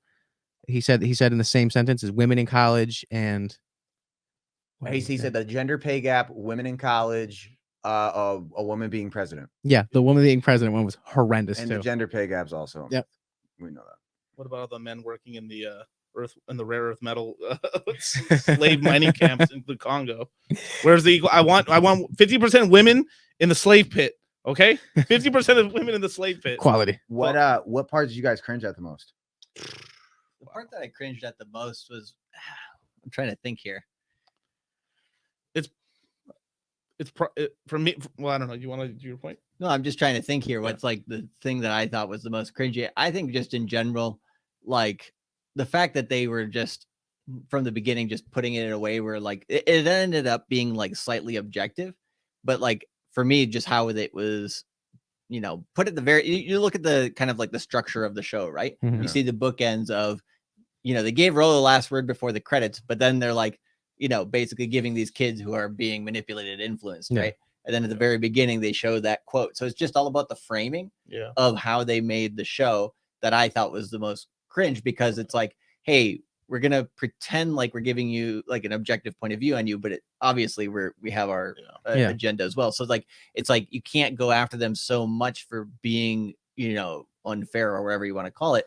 Or not objective, I guess is the best way to call it. Right. So that whole thing right there, just the way they framed that, I thought was relatively cringe. Just I'd probably say that whole section with that 24-year-old. Yeah. Now, if the guy was making some good points, I'd say, okay, cool, it's there. But technically, like they should have just removed that whole first segment and just had the 4 panels. Yeah. Like if those 4 panels got to talk that extra, what it was, like I think the first 25 minutes was like that 24-year-old. Yeah. If they just gave those extra 25 minutes to the 4 panels, that would have been an incredible Great show. episode. Yeah. Because I mean, basically the woman would have buried herself more Mhm. with what she was saying and stuff. Maybe she would have saved herself at the end there. I don't want to reserve judgment for her. Yeah. She didn't really talk enough. But the other two have just completely would have buried themselves. Rollo cooked the Mhm. guy with the book. The censor guy, right? I mean, like if you actually like remember, I don't know if you guys noticed it. So I was kind of mentioning that the guy left the censor, right, working Yeah. at YouTube. I was telling him I was laughing because it was like I really liked that guy before he started talking because he was laughing at every part that we were laughing on Yeah. as well. So I bet you deep down he actually is probably agreeing to a lot what they're saying, but he's a company man. So he has has to agree with the company narrative. He's towing the line. Yeah. Because why would he be smirking and laughing at every of all the lines of all the he cooked them, laughing and giggling, and then when he got to him, Rollo Eminem number 1. Yeah. it's just disingenuous. Got to play his role for his job. Yeah. Yep. My last question is, so if you watch this as someone that knew nothing about the Manosphere or Red Pill or Andrew Tate, what do you think someone in that position would take away from watching this episode? If you knew If you knew were, nothing like, about blue-pilled? this space, no, just a regular consumer, Mhm. whatever, blue pill, whatever. If you were a regular consumer watching this episode, what do you think they'd take away from it if they never knew anything about Tate or Red Pill or the Manosphere? I think the intention of what they want people to take away is essentially like, don't let your kids be influenced by this stuff. Mhm. It's terrible. Like that's pretty much, what they're trying to say. I think that was their intention. Do you think through watching it and hearing someone like Rollo speak, it maybe could have like enlightened some people to, even though that narrative's been all over the internet anyway with Tate being canceled, do you think they kind of like got the different perspective? But look at that fat chick at the end, right? Her wheels started turning. Mhm. Well, I was like, which one? No, but at least it's like if I'm trying to look at this like a low IQ, let's just say I'm like 80 IQ sort of person. So just looking at this, I didn't know what Andrew Tate was. I didn't know any of this stuff. I think what this accomplished in the grand scheme of things was actually like they just did a don't do drugs campaign. Right. So this is how you do this, how you do that. It would have got me to search up Andrew Tate and go into a rabbit hole. Mhm. That's what it would have done for Oh me. yeah, and the what do you call it? The housewives and whatever at home watching this stuff are probably like, oh yeah, what's this about? What it would have caused me is Asking like, their sons, I would have yeah. gone, who's Andrew Tate? Or I would have gone best of Andrew Tate and would have found like a 35-minute video of him just ranting. And I would have been like, this is either funny or really bad. Mhm. But it would have literally, it's sort of like they've unintentionally onboarded more people into Andrew Oh, Tate, yeah. Yeah. into the red pill. Mhm. Because if you look at because if you look how they framed it, right? So Andrew Tate's this masculine figure, right? Cool. So who's the other, who's the masculine figure that's not bad? You look at Rollo looks really good. Like he's well dressed and everything. I think you said you wanted to go with the suit with him and stuff. You like, I think I brought a holder. facial hair on point, looks great, short, open, talking confidently, knows his points, cooking cooking with gasoline, cooking with oil, just cooking, right? The whole interview. So he looks, if you look at who was the strong male figure in that entire interview, it was Rollo. And then you look at the other side of it, that 24-year-old made Rollo look incredible. He's like, yeah. You know what I'm actually going to say, since you phrased the question that way? If I was an average consumer who knew nothing about any of this, you know what I would actually think? It's not what you'd expect me to say. I wouldn't compute the similarities between Rollo and Tate if I was an average consumer, the way that was painted, because they paint him as like this, you know, they take his like biggest goofy loudmouth moments, they cut it before Tate gets to making like a point that most conservatives really would agree with. It's the worst thing about the way they cut down Tate is most of what he has to say is, I don't even have to like, let me not even like kind of choose a side and be like so red pill and say like he's intelligent, he's brilliant. Like, let me actually just say, to average consumers, without a narrative painting him a certain way, most conservatives would agree with generally probably like 85 to 90% of Tate's talking points. Maybe they wouldn't be like even interested in the women part as much as it's just like most of what he has to say generally aligns with like conservative thinking. But of course, like Tate, outlandish, and then here's the guy that a lot of this work derived from. And then Rollo actually gets a fair shake. He gets a fair shake before he's matched up with all the goons. Right. So I think it wouldn't compute to me. And in a way, Rollo kind of made that clear in the beginning, how obscene it is that he's there for lack of their ability to get Tate on the show because he was in jail. Right. That's, I'm not going to be here to speak for Tate, and my stuff gets distorted. Yeah. It does. Yeah, I don't know if Tate probably would have said no if they asked him to come on. I feel like he says yes to everything. It would have been interesting. You never know, right? But if he would have gone on, it would have been hilarious. Yeah. I mean, I just from what I've heard, charmer. Just what I heard in the background, he's been saying no to a lot of people just because he was trying to get that visa to Saudi Arabia and stuff like that. So he's been saying no unless they were a very Islamic friendly shows. That's what I heard. And now this is like hearsay. This part is hearsay, is that I've been hearing that basically he was avoiding doing a lot of interviews with outside of like Aiden Ross a little bit. He was pretty much avoiding interviews with a lot of channels that weren't very Saudi friendly. Yeah. And like he only did a couple of shows. If you actually looked at what he did the last 3-4 months, he only did a couple of shows maybe with like people who were already living in Saudi Arabia anyway. And it was something was up and stuff, because us in the Red Pill, we heard like anyone who was in the Red Pill was a lot more in tune of what really was going on in the background, and we were hearing like little whispers of like, hey, what's going on? And we found I found it really strange that out of nowhere he just he went full Islam, and that's fine. And it brought great jokes like haram, and now haram is now a permanent fixture in the Red Pill sort of philosophy and stuff, as like a joke, like bullshit against the Bible, the Quran, right? But you know, it's a very strange sort of thing. I mean, obviously, now that we know it was like almost every single thing they brought against him in terms of what they have him in Romania is total bullshit. He's innocent. There was no sex trafficking. There wasn't no like this or that. There wasn't having women against their will. None of that. The only thing they could bring up, like how they brought down Capone, was for not money laundering, but was for like tax evasion. Yeah. They can, just like a police officer can always find a way to pull you over. They can always find something economically you're doing wrong. Yeah. And it could be the smallest little thing, and then you get fined for it. I mean, like, what was it? Coinbase recently got fined just for operating in a country without a license that they did pay for it, but there was one signature missing, and they sued them for like $3 million. Damn. Just like little stuff, like just one little thing, and they can get you. So if Andrew Tate's ever going to get taken down, it's because of the economics. Yeah, not because of like the social stuff, because he's not doing this work. What, like, women are it's like remember like Dan Bilzerian when he was like really popping. Yeah, like women were like throwing themselves at him and stuff like that. But like he calmed. I think what ended up happening with Dan is he stepped away. Yeah, enough to let it kind of slip down. And then on top of that too, they try to take him down with the whole weed company, and now a lot of that stuff started coming out that a lot of it wasn't true. Yeah. So as with a lot of media. Yeah. Crazy dynamic. Yeah. But with that stuff, man, thank you guys so much. Where can people follow you guys? So I am on Instagram, RockySavo51. You can check me out on Twitter at the Red Pill Lines NFT. If you want to check out our website, redpilllines.com, you can mint Red Pill Line NFT if you'd like. Our mint is closing soon. We have our Discord, redpilllines.gg/Red Pill Lines. Yeah, Red Pill Lines is the channel. We'll put it in the description or something like that. Red Pill Lines is the channel. A lot of goofy shit comes up if you just search me by name, Kevin Savo. I'm the older brother, but that's Savo Music CT on Instagram. Thought Mommy's in the club. Oh yeah. And like one of our little like minor cult claims to fame is we got a very Red Pill song called Thought Mommies. Just type in The Fellas. That's the name of our rap group, Thought Mommies. Think you'll enjoy it.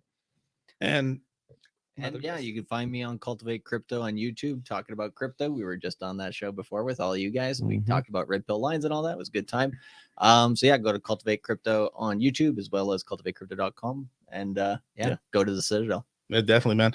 And obviously, Dollar Cost Crypto all across all platforms. Remember, I won't DM you. You got to DM me. So be on the lookout, but definitely join up to the Citadel. Go to cultivatecrypto.com, and it is a great source in order to get a start on your crypto knowledge. So with that, you guys, thank you so much. Thank you for joining us, and we'll catch you guys next week.